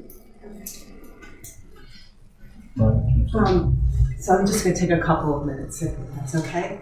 Well, hold on just a second. I know if you don't mind. I have a question and a comment. Okay, all right, go ahead. I just want to get everybody in, and I don't want to spend 2 hours on this. I know. So I'm Lori Meering, and I'm with people very concerned about the environment. We've been following this issue for a number of years now, as well as other things that have been going on at Devon's. And I want to thank Mark Wetzel and his very proactive stand on the Board of Selectmen for really putting us ahead of pretty much everybody else in the country who is also dealing with this. We've all probably been exposed to this chemical because it's just so prevalent in so many products. So we happen to be ahead of the game, and I believe that Ayer is setting an important precedent in getting the Army, in our case, to be responsible to help us pay for this plan. And in that case, I think we're really lucky that we have all these things came together, and that we as a town voted in favor of this with no questions. We just trust you so much. I'm really pleased with that. PACE is being proactive in trying to help people understand the issues involved with this, and we're in the process of planning another more in-depth meeting where we'll talk a little bit more about the kind of questions that some of you had. And we're looking toward the middle of April. I'm still trying to pull together some guest speakers for that. But we'd love to have you participate. The main thing is what Mark mentioned earlier, is that EPA has put out an advisory for this chemical exposure. That means they're suggesting, there's no teeth in that. And so communities that might want to make a difference and get their towns or cities to be proactive, there's lots of places that are not even testing because they don't have to yet. So we need to, our opinion is that we need to really push EPA to go out, to change the regulations to make this an MCL, a maximum contaminant level, which it is enforceable and would require all the towns and cities to test for this and to deal with it. The fact that you're able to get it down as low as you are is really, truly impressive. One of the nice things with a resin too is it's engineered for certain types of contaminants. So if we have another emerging contaminant that comes out that we don't know about, then we can see if there's a resin that would take that out also. So once we put this resin system in, it has a lot of flexibility in the future. One of the things about with the EPA, so the state basically set their guidance just based on health issues. And that's what most of the states do. But under the Safe Drinking Water Act with the EPA, they have to look at a whole bunch of other factors, and one of them is economics. So I don't know if anybody remembers the radon rule. There was, under the Safe Drinking Water Act, they proposed setting a radon limit in water, and they could never really come up with that limit because it was so expensive to implement. So it kind of waffled back and forth, and different administrations tried to do it, and finally didn't hear anything about it anymore. But, and the issue with radon is it aerosols, and then you breathe it in and you get lung cancer. So it's a pretty defined problem, but the EPA determined it was just too expensive to set an MCL for. Couple more questions? You had mentioned that we know where it's coming from, but we don't know that there's a defined plume anywhere. Is there any place that residents can bring their tap water to be tested? Neshoba Analytical over on Willow Road will do the testing. I would not bring the sample there. I would talk to them if you wanted to have a test. It's expensive. What, I don't know if you remember, Rick, I want to say it was about, it was hundreds of dollars, yeah. I think when we do a round, it was about $1,600 for a round of our wells. You also have to be very careful with how you take your sample because a number of things that you may be wearing with a container or it could get contaminated very easily. So you really have to have somebody who knows what they're doing. Well, it sounds like an investment in a filter on your home is probably going to be $300 or $400 at least, right? Yeah. You can use a great filter over the counter. I mean, if you live in Ayer, we're testing the water, so we know how much is coming out of the wells. We haven't been testing it quarterly, but we test up at the tanks about twice a year. We're just about to do that again, so that we know what's out in the distribution system. Remember, it's mixing. Spec Pond and Grove Pond are all mixing together. So I think we're in the around the 30s the last time I looked at up in the tank for the PFAS compounds. And the two tanks are different. We have one on Pingree Hill and one up on behind the high school in Washington Street. And Grove Pond primarily pumps up to the one on Washington Street, so that one was higher than the tank pond. One thing that I wanted to ask and follow up on is the agreement with the Army. I thought it was important to get it done in a timely way because they're not paying for anything going back in time. They're paying for things going forward. Has that changed? No, that's exactly. They're going to pay for all of the construction. You're not paying for the engineering and testing up to this point. Okay. Actually, they're paying for the sampling of the supplies. They're going to pay for temporary treatment on well 8. But the engineering that we've spent, we have an international respected engineering company doing the design for us, and I've known them for years. Their costs will not be covered by the Army. This will not come out of our water rates and our boil water costs. Do you need any kind of support to get that letter signed? No, it's just a matter of me working with the Army. I've got a draft. I've got to provide them with some information, and it's just federal bureaucracy. As I said to Robert after we talked with them on the phone, if we have all the forms signed and all the right forms, we could have 4 million, 40 million, or 400 million. They don't really care as long as we have all the right pages signed in the right places. So that's how the Army works. And to the credit of Mark and everybody else, this has come a lot faster than we anticipated from the Army. I don't trust anybody in the U.S. government, so I wouldn't until it's signed and delivered. But it's been a true testament to you guys. There is an agreement between the Army and the EPA that says that they will pay for it. That has been executed. But our agreement is probably another 6 weeks, 2 months away. And we'll be providing, I think almost every meeting we've been providing updates how this is going, so we'll keep that going. 2 more in the back, and then John. I just wanted to check, it seems like we've been doing a trade-off between less PFAS and dirtier water. So once the PFAS situation is fixed, how long after that will the water be cleaner?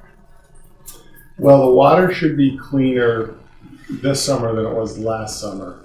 We're voting money at town meeting to replace the media that removes the iron and manganese from at Grove Pond. So as soon as town meeting votes, assuming they vote the money, then we'll start that process. And last summer there was just a combination of a whole bunch of different things. We were having problems with our filtration system. So that starts changing the chemistry of the water. Remember, we had some hot spells. That changes the temperature, which changes the chemistry. So if you're still having dirty water problems, anyone who has dirty water problems, call the DPW. We'll send our water guys out. They'll check it out. They'll flush the pipes in your area. And we also keep a log of where these problems are. And and we use that to make decisions on where we're doing improvements to our water system. So for instance, we've had a lot of complaints on Pearl Street. Well, guess what? They got a new water main last year.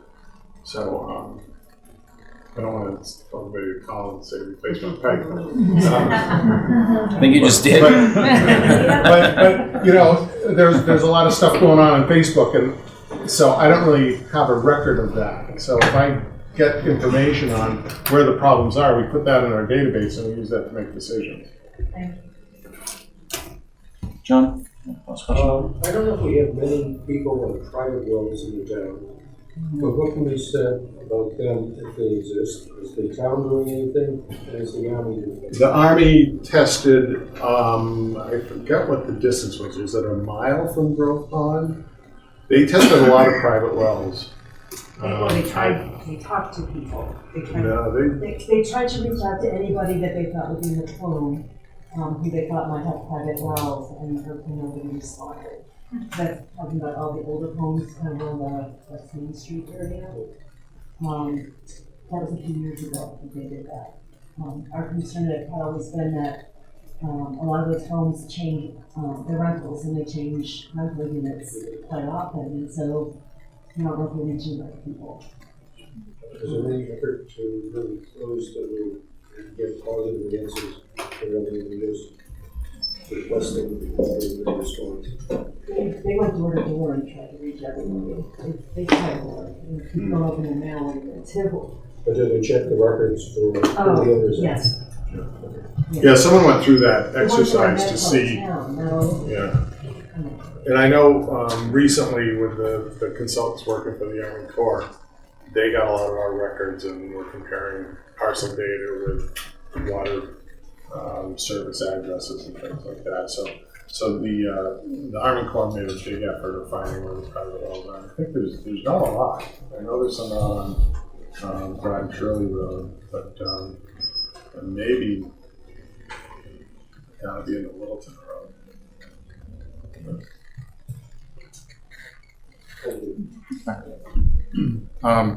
Thank you, Mark. Thank you, everybody, for coming. As Lori said, she's organizing something. Did you say the middle of April? We're looking at April 24th. Okay. Right now. We're trying to learn speakers and. Okay. So we'll keep that updated to the town. And please come to town meeting too. There's a lot of articles on there, a lot of important articles about many things, but also regarding some drinking water issues. Thank you.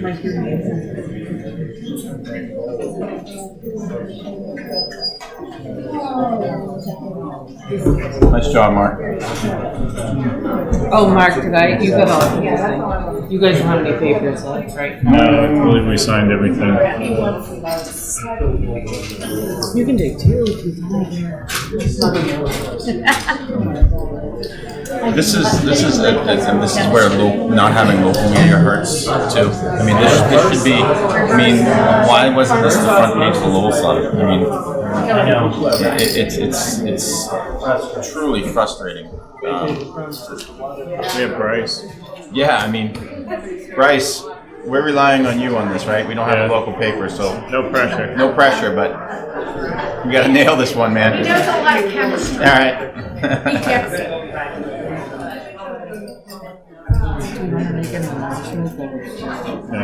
Yeah, let's get a move on. Yep, let's go. Robert? All right, everyone, we're going to continue to move this meeting along. So, Mr. Chairman, members of the board, good evening. A few things under the administrative update. You have in your packet the town warrants that were reviewed and approved since the Board of Selectmen last met on March 5th. And in the interest of time, I just wanted to highlight a couple of things that the administration has been working on since the board last met on March 5th. We have interviewed all of the consulting firms for the senior center feasibility study, and a selection has been made on the I got the door. a selection has been made on the consultant, and then we will have more information shortly for the board and the public regarding the whole process moving forward. As I've stressed before, one of the key things in the beginning with the consultant will be the public outreach process as well as several public meetings to get input as we move forward on that, but that is moving forward. As mentioned earlier, tomorrow at 6, the marijuana bylaw working group continues to work on a proposal for the special town meeting on June 10th. Wednesday is a informational session only. It is not a public hearing. It's designed to begin to get the word out, to get people thinking and talking about the various issues there. So we encourage folks to attend that, and there will also be, there has to be, and there will be formal public hearings and more as we move towards June on that. In terms of the MART project, the contract has been signed with MART. We're about to have a meeting with MART and the contractor regarding the construction of the project, obviously the interim parking plan, and so forth. Once we have that meeting, I'll have a full update for the Board of Selectmen on details regarding next steps with that.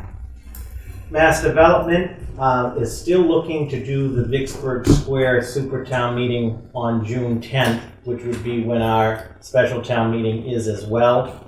We will be having, they're sort of getting reorganized with their information and so forth. I'll have some specifics shortly in April as we move forward and as to what their plan is. And they do have a new vice president there that would also like to come and meet with the board in April. I actually spoke with her today. Oh, good. One of the things that's just for, as I said last meeting, for the selectmen, we are in the process now of putting together the annual town meeting warrant. This is just a snapshot. I want to emphasize a snapshot as of March 19th today that we're already at 30 articles for the town meeting. This is just a summary of the topics. The deadline for all warrant articles is Friday, April 12th at 12 noon. That's also the deadline for citizens petitions through the town clerk. I hope to have for the board sort of a first draft of this for your next meeting in April. That myself, Ms. Cabri, and the departments are still putting this together. It remains a work in progress, but as I said at the last meeting, I give you sort of just, this is just a snapshot of the topics to date. And there will obviously be more, I anticipate some more to come on that end. So with that, unless there's any questions, that's sort of a snapshot. Again, the budget in the preparation of the warrant remains the main focus of the administration. So the next item is the FY 2020 budget update. And for the purposes of tonight, we have been sort of selecting a different topic each week to give a snapshot. I'd like to talk about recommended uses of free cash. I want to stress this slide that's up on the screen and before you. This is just a recommended use. I mean, ultimately, the decision as to what will be placed on the warrant will be done by the Board of Selectmen. Also with review by the Finance Committee, and we have another executive by-board meeting coming up where we will be discussing this issue as well. But sort of to just frame the discussion for tonight, this is just some recommended uses of the free cash. So you see at the top, the free cash for the Ayer was certified at $960,232. We have a prior year DPW bill for a lighting project that was done through a grant, but there were some costs that were not covered in the grant, and this is a prior year bill which requires a 4/5 vote by town meeting. And I do want to thank Ms. Cabri, the finance manager, as well as my internal finance team for their input in putting this together. And again, this is just a recommended. I welcome any input from the board on this. A supplemental appropriation is going to be needed for the Solid Waste Enterprise Fund in the amount of $50,000. We talked earlier about this for the first time in need on the ambulance fund. There'll be one on the solid waste fund, which we've had in previous years. The UDAG replenishment, so various projects that have been authorized through the UDAG funding. We'd like to replenish that funding. The recommendation is for $230,000 to go back into restoring the UDAG allocation. The GASB 45, the OPEB contribution by the town, $177,000 from the free cash, and you'll see the note, as the board is aware, on the bottom, that per the OPEB Board of Trustees, annually we've been putting $300,000 in, with the split being $177,000 from free cash and the $123,000 from the meals tax, equaling the total amount. And the $123,000 is the estimated meals tax at this time. Per the Board of Selectmen on February 19th, $10,000 for the basketball hoop project at Sandy Pond Beach. The extraordinary increase in the retirement assessment, as the board is aware, back in November, we had the Middlesex Retirement Board come. We had about a 19% increase in that assessment due to some extraordinary variables affecting that. The good news is, moving forward, we're looking at about a 6% increase for the next assessment, but $100,000 towards that. The increase from the ASRSD school assessment, capital stabilization funding of $270,000. We're still building up the capital stabilization fund to get to the DOR benchmark recommendation, and then stabilization funding at $18,882. As the board is aware, the town has exceeded the DOR recommendation on the stabilization benchmark, but that doesn't mean we don't keep putting funding in there. If you add, obviously, all of those numbers up, it totals $960,232. So I just wanted to sort of present this tonight. There's obviously other options and so forth, but this is sort of what, at least from the administrative end, what we're looking at on a recommended use of free cash as of today. Questions, Scott? Yeah, question on the capital stabilization. What is the DOR recommendation? Because I know we've been putting money in that exponentially for the last few years. I don't know of a DOR recommendation. I do know that we have a lot of infrastructure, and as you heard tonight, PFAS, which may be paid by the Army, but I have your concerns. Selectmen Hellman. We have Mark's improvements on the sewer systems, which we don't necessarily want to dump entirely on our ratepayers if they exceed a certain amount. We also have possibly construction of an elementary school at some point in the future, and we don't have anywhere near that money. Well, the comment was that there was a recommendation by DOR. The question is I don't know what of that any recommendation is. This is our own self-imposed policy. I will, Mr. Chairman, I will check on that on a benchmark and look at the I balance. will say this though, any reserves we have, including capital stabilization, help our bond rate. Right. Yeah. So we'll get the exact balance, and let me check on that. Okay, thank you. Yeah. So again, in the interest of time, this is again my purpose of doing these updates on the various topics is to sort of get this information out there, but also to get folks thinking about it. This is in no way etched in stone, and it's as of today. And as I mentioned, this will be an agenda item at our next BI board meeting. We have a lot of topics, but this is one we generally talk about at the BI board.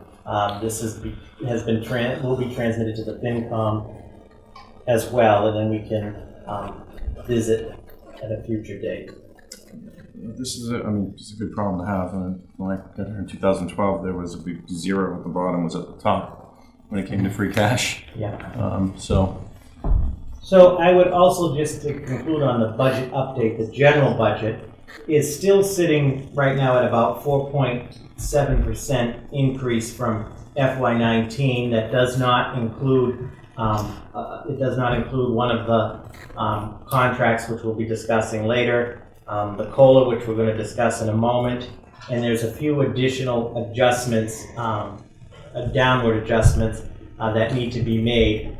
With all that being said, the budget's probably going to come in at a 5% increase over FY19, And I am prepared, but not obviously for tonight in the interest of time, but we will be discussing at length some efforts moving into FY 21 budget to address adjusting that further downward.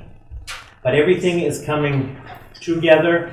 On April 2nd, as part of your meeting, the rate review committee is meeting on Thursday.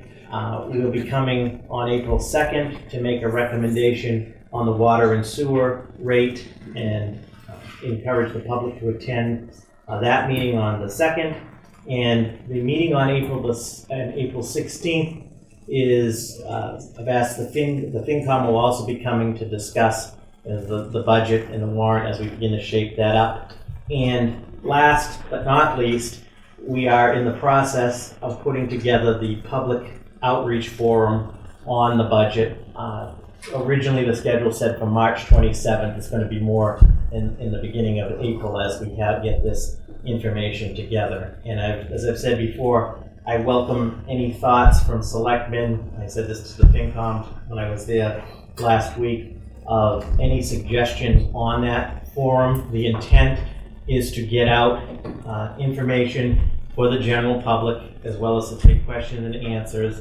The challenge is there's so many things to talk about, and some of us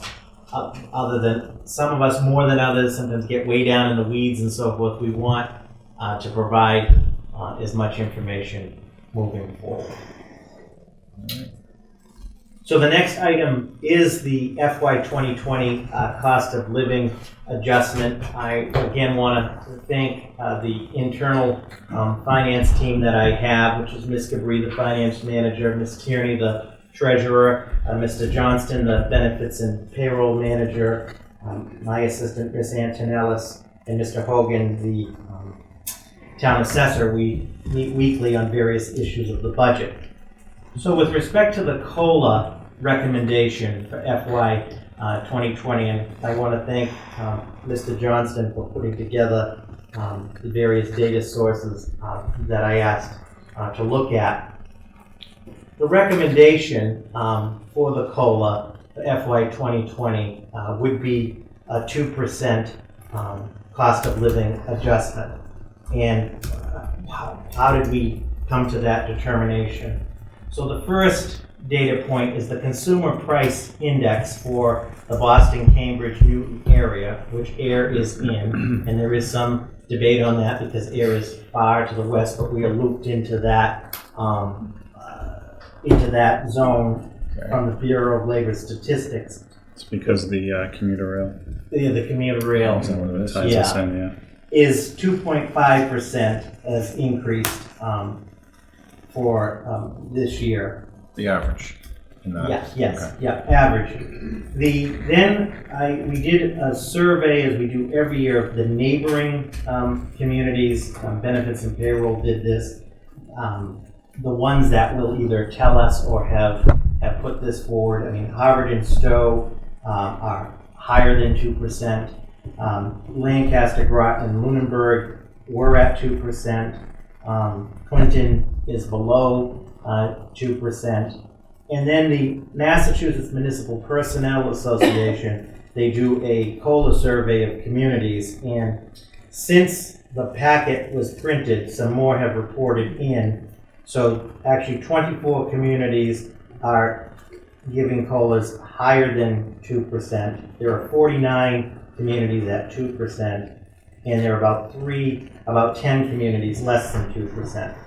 The Social Security Benefits Index, which this is a deviation from every year since I've been here, the increase is 2.8% this year. Many years it's been 1%. And then all of our collective bargaining agreements have a 2% COLA adjustment in them. The other piece of information related to that is from the Benefits and Payroll Office for Mr. Johnston's information. As it stands, of our employees, approximately 76 of them will already get the 2% as part of the collective bargaining agreement, and approximately 21 of those individuals, the COLA is what we're talking about tonight. The estimated impact, actually the budgetary impact of the 2% COLA, and the recommendation includes, in addition to the non-union personnel, it does include the call fire department, as well as the elected official stipends would be $36,000 for the 2%. So I'm respectfully recommending, as I have in the past, based on the data points that we use, a 2% cost of living adjustment for FY 2020 to be included in the budget, subject to approval by town meeting. That would be $36,000, and as we do every year with the omnibus budget, the explanatory note does state what the COLA recommendation is.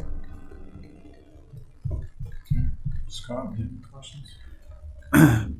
No questions, but I do want to make a comment. This is something that when the Finance Committee has gone back and forth on, but to the town manager's point, this is a small portion of the overall employees in the town, and if we were to deny this, we would be, kind of isolating it to just those employees. So I think there was maybe 3 or 4 years ago that did happen, and there was, it has happened in the past. 2 employees that ended up with nothing. So I think that based on everything Kevin put together, it seems to make sense. I agree. I'll make a motion to approve a COLA for fiscal year 2020 of 2%. Second, all in favor? Aye. Aye. Thank you. Mr. Chairman, can I ask a question? Sure. We seem to spend a lot of money on people that work in town. And I noticed that when I read the paper, there's a lot of towns that are possibly considering downsizing their staff because they're running out of money. Now with the COLA and with the raise, they're getting at least $4 to $6 an hour or more, I would think, which is quite a bit of money. And $4 to $6 more. 4 to 6%. 4 to 6%. It just seems to me that, and we still haven't stopped hiring people. Yes, we have. We need to do something to slow this train down. What would you suggest? What would I suggest? Because there was a hiring freeze that we put in place last year, 2 years ago, sorry. But we're still hiring. Well, I don't understand. I mean, if a position is vacated, yes, it is being filled, but we haven't created any new positions. What I would suggest is to consider not having the COLA so high, or maybe possibly just a small layoff. Anything. But why we are probably one of the most financially sound communities around because of good management. What would be the reasoning to lay off people in a community that's run so well? That would be the last resort.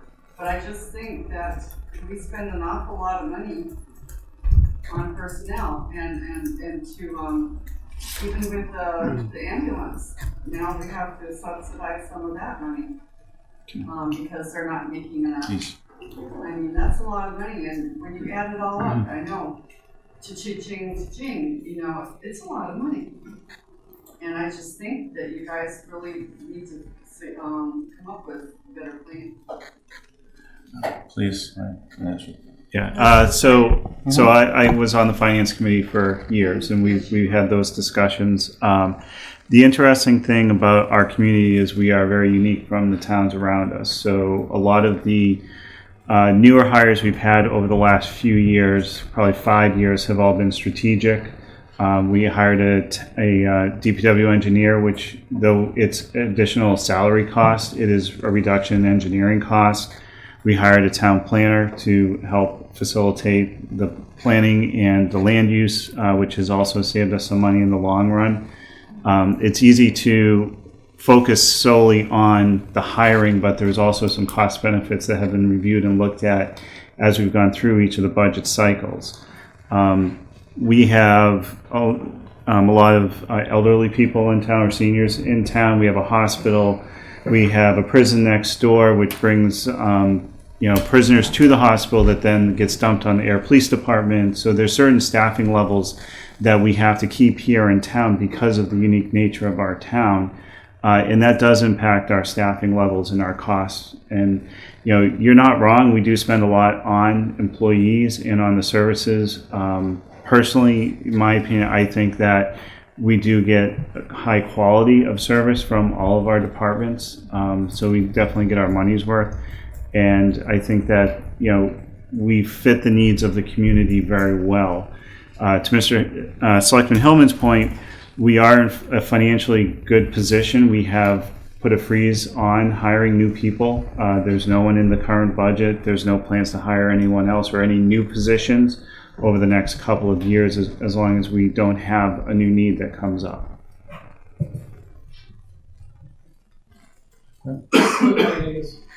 And as I'm approaching an age such that I might retire, the cost of living is in addition to any possible raises or steps increases in the positions. And I think, I can't speak for my wife directly, but it's been a lot of years since I've seen anything more than a 2 to 3% raise overall. Now, in private industries, at least the parts that I work in, there is no COLA. You get no cost of living raise, you get a raise. So 2% in addition to a normal raise or a step raise, I guess that's a little bit where it would come from. Roughly, since I moved into town, my taxes have gone up 52%. Or no, I'm sorry, 102%. I mean, it's more than double since I moved into town. What about your home value?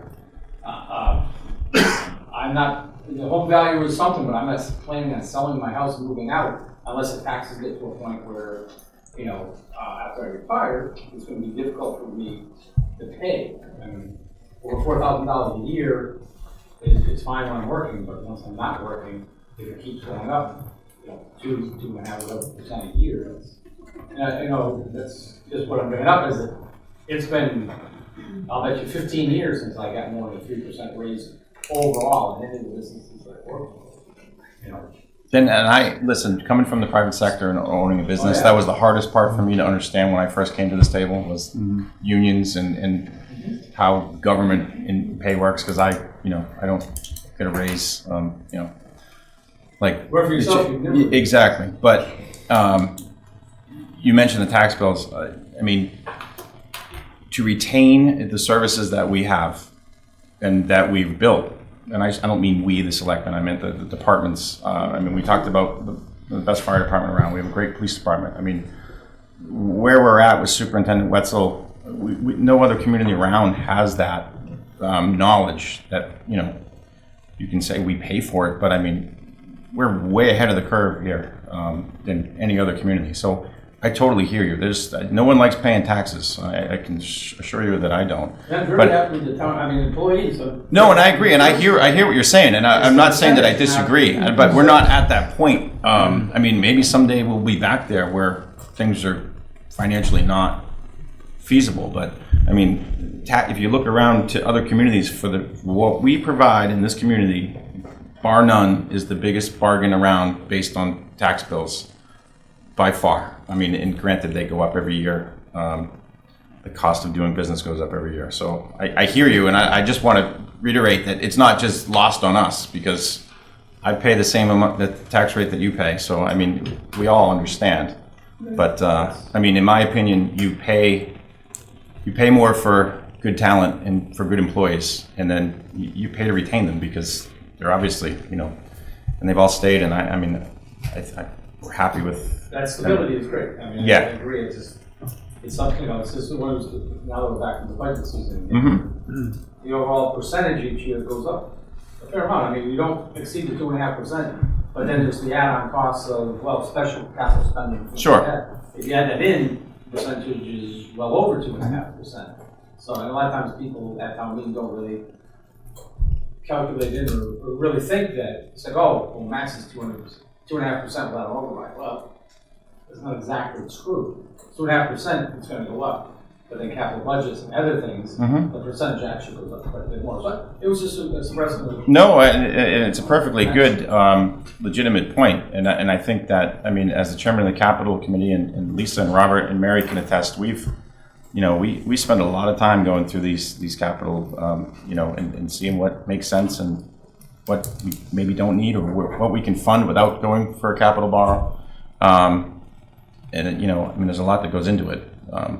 We didn't see $4 million coming at us last year too. I mean, that's affects the rates whether the Army comes through or not, at least for a while. So since you're in budget season, I know it's definitely not something that usually at town meeting ever gets mentioned. When you get all done, if you do everything that's in the warrant, it kind of would be nice to know what the actual percentage increase is over the year before. I know it's not always a number that's really popular to say at town meeting. Sure. I think it's important for the town to understand that, their actual percentage went up from last year was. And that's exactly how it should be presented, to be honest. Valid, fair point. I agree with you. Yeah, if you mentioned, I know it's not a popular thing. Yeah. You say 4.1%, but it's a reality, and people will understand, why it's more than 2.5%. If you got to mention at town meeting, I would appreciate it. Okay. So one of the things that over my last almost 10 years doing finance committee and also this is trying to find that balance point between growing the town by investing, but also managing the impact to the taxpayer. And the increase in personnel over the last few years has had a significant impact on the overall budget growth. And that's why we've tried to rein it back in. Unfortunately, there are increases in the FY 2020 budget that we've tried to get it down to like a 3% increase. And there's different mixes in that number, whether it includes the schools or it's just the straight operating budget. It's easier to look at if it's broken down with what specifically are operational costs and then breaking down what's each of the school districts increases are, et cetera. So we do take that in mind, and we do work at the best that we can to keep the percentages as low as possible. Anyway, I think I agree with that, and I love living here because you get everything that you want, and everything that you need, so it's great.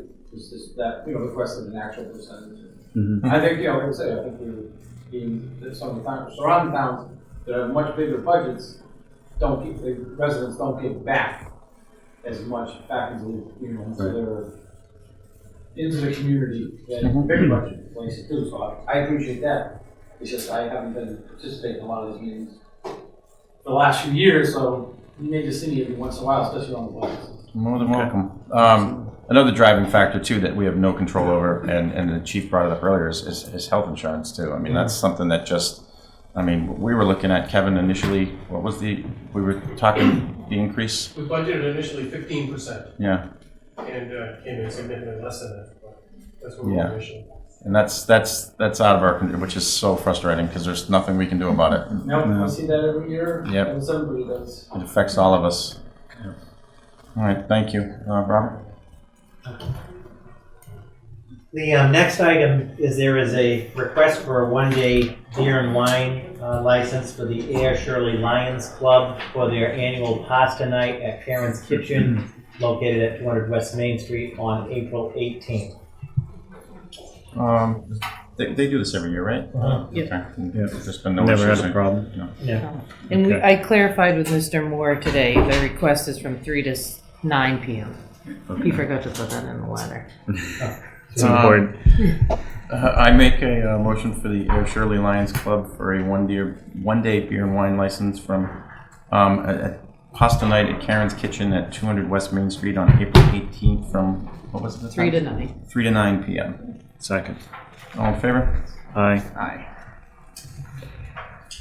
And then lastly, Mr. Chairman, the Devon's Permanent Government Framework Committee. So per this board, we are still in the process of trying to get enough applicants for our local committee. If you'll recall, we're putting together a study committee to look at the Ayer specific end of the issue, and I hope to have a full complement by April for board to consider to approve. Since then, as you have in your packet, there was a letter, as the board recalls, from Harvard to Mass Development about putting together a framework committee to discuss exactly what the feasibility study would be, and ultimately wanting Mass Development to pay for that study, which, initially they're actually been open to it. So I just wanted to you have the letter from March 4th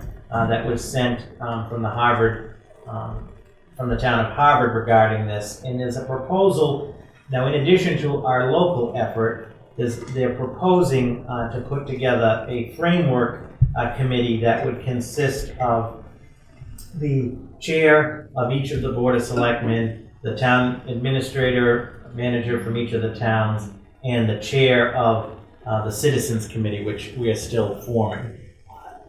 I think the concept of putting together a group of the appropriate representatives from each of the 3 towns in Mass Development to discuss the actual framework as to what is Mass Development, if they're going to pay for it, or what are the parameters of this study going to be? Because to be frank, the biggest concern is that this whole thing doesn't turn into another JBOS situation, which the JBOS model has existed since 1994, and we haven't made any progress on this front. The other concern is in the citizens committees is getting enough people to serve on the committee, but also being willing to do the work, to do the study. Right, and everybody, when I say everybody has an agenda, but there's a lot of passionate views about the future of Devon's.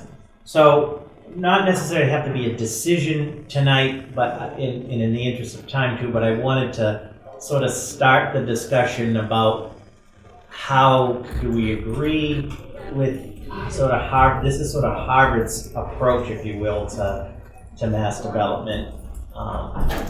Where we stand right now is that Mass Development is not opposed, is open to a feasibility study, and they're open to working with the towns, and they're open to even pay for it. But the question is, what is the 4 corners?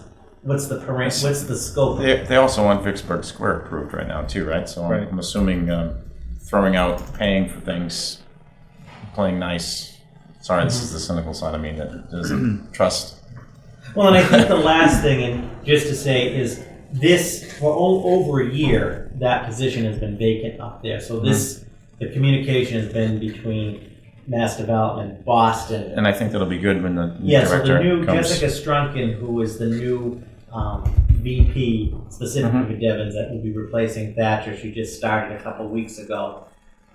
Would like to come to the board in April to talk about Vicksburg Square, but also moving forward, because she is open.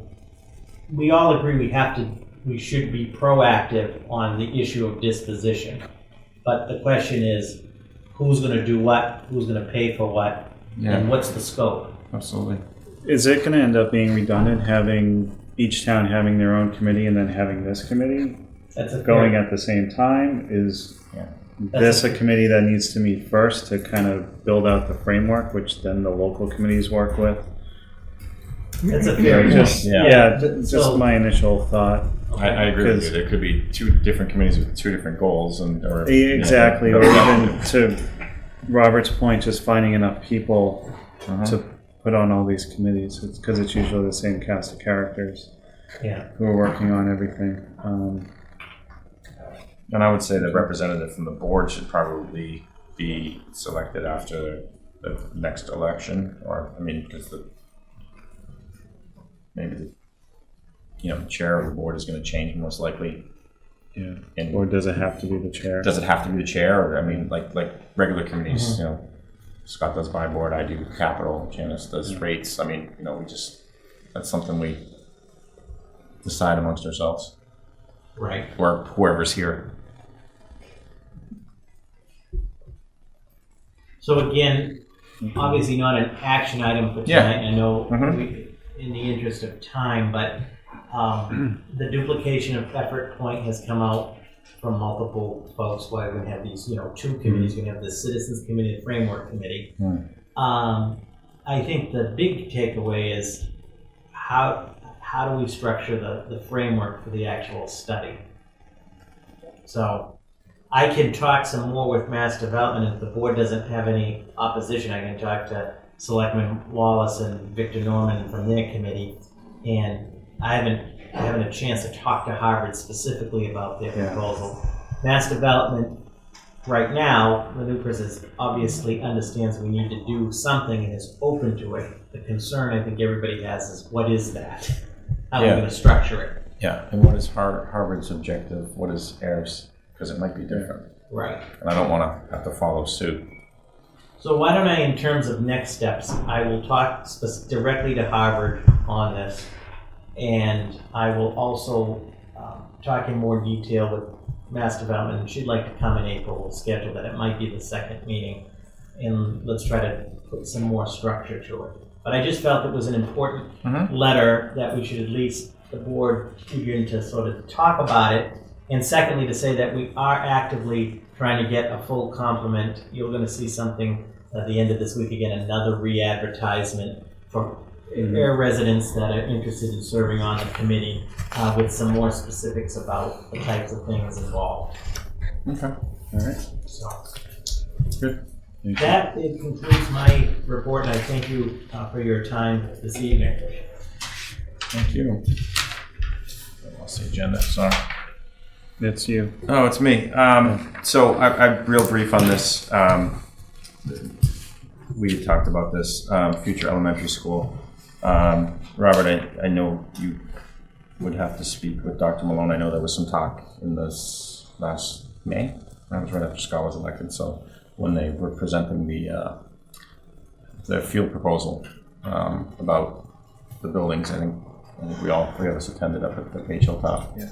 And they said, after the first of the year that they were really going to start looking at it. And Dan explained it well about how the MSBA process goes. And it's, the reason I'm asking about it now is, and this has been brought up by multiple people, is a possible repurposing of the lower half of Page Hilltop down the road for, maybe it is a place for the Council on Aging in the parks, the gym, cafeteria. And obviously that rolls into what we're doing now for the study for the Council on Aging. And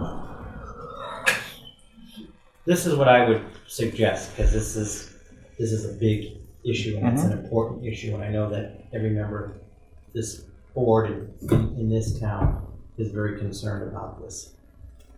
What I would suggest, if there is an objection, is that myself, and I know that Selectman Hood has done a lot of work on the numbers and so forth in the proposal. If there is an objection, that Selectman Hood and I sort of put together the information from the selectmen's point of view. Absolutely, that's exactly my point. Yep. I just wanted to get it out there. That's all. We had talked about it previously. Right, has articulated in the past in other form some of the key issues, and if there's no objection, and we'll get you and Selectman Livingston's input as well. Yeah. If he and I were to put together sort of, let's frame it, right, and start there, and I know Selectman Hood is also on the issue of that school building, repurposing and so forth. There is an opportunity, at least conceptually, as we talk about potential sites and so forth in the feasibility.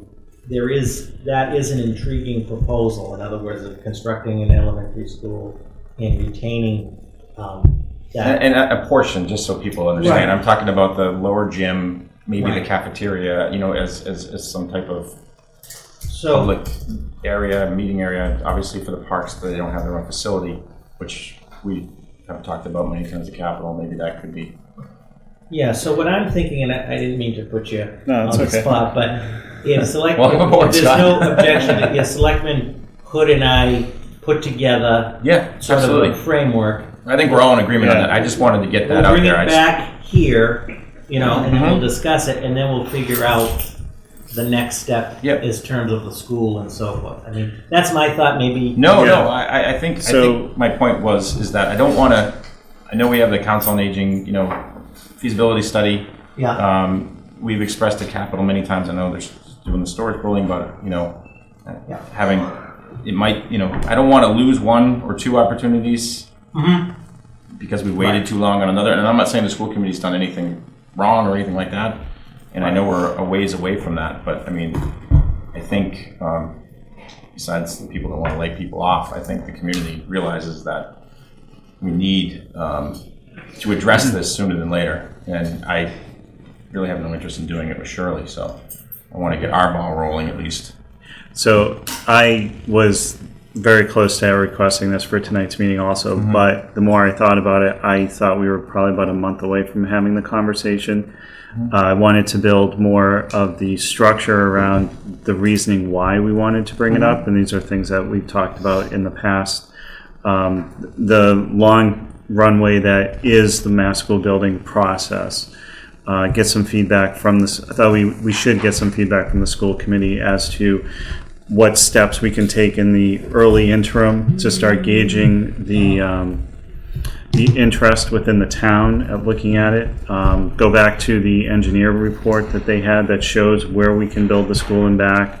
To your point, we've discussed, there's been comments here and there about taking down the top section, kind of bringing everything together to, instead of just saying, let's look at the elementary school, let's give the reasons why.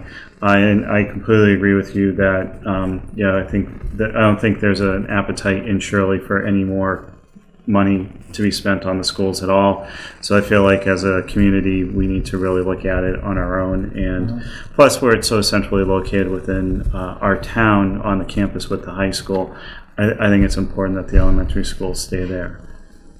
Yeah, I agree. So I mean, in conjunction with the school committee, I'm just kind of going off what they said in May about starting the process after the first year. It's a long process. Yeah, Robert and I can pull something together over the next month or so. Yeah. And once we get through the budget. Yeah. And then we can start discussions with the school committee. Yeah. So that was my point, to show the school committee, or at least express to them that there's an appetite to work together on this and, come up with the best plan for the community, not just the school possibly, but other areas of the community. All right. We have minutes. Yeah. Was there anything else? Selectman Livingston had asked for an update. We'll give that. Good night. Thank you, guys. Thank you. We'll move that to the second. Okay. Okay. Yep. We have the minutes from March 5th, 2019 and March 13th, 2019. I did review them. I didn't find anything. So they were fantastic. I make a motion to approve I had help this time because of my vacation. March 5th and March 13th, 2019. I will second. All in favor? Aye. Aye. And Mr. Chairman, the adjournment time on the March 13th meeting is correct. It was 4 minutes total. All right. We think it's because you weren't here. That's why. That was that single item on the ballot. I was had a very short window for Arts Night, so I was there at 7 p.m. And it No was worries. Impressive. When I drove by, the lights were off here, so I figured you guys. Thank you. So I'm going to make a motion to enter into executive session pursuant to Mass General Law, Chapter 30A. That's 221A, exemption number 3, union contract negotiations with the fire union, as discussions in open session could be detrimental to the town's bargaining position. The board will then adjourn from executive session and not re-enter into open session. Second. All in favor? Scott? Aye.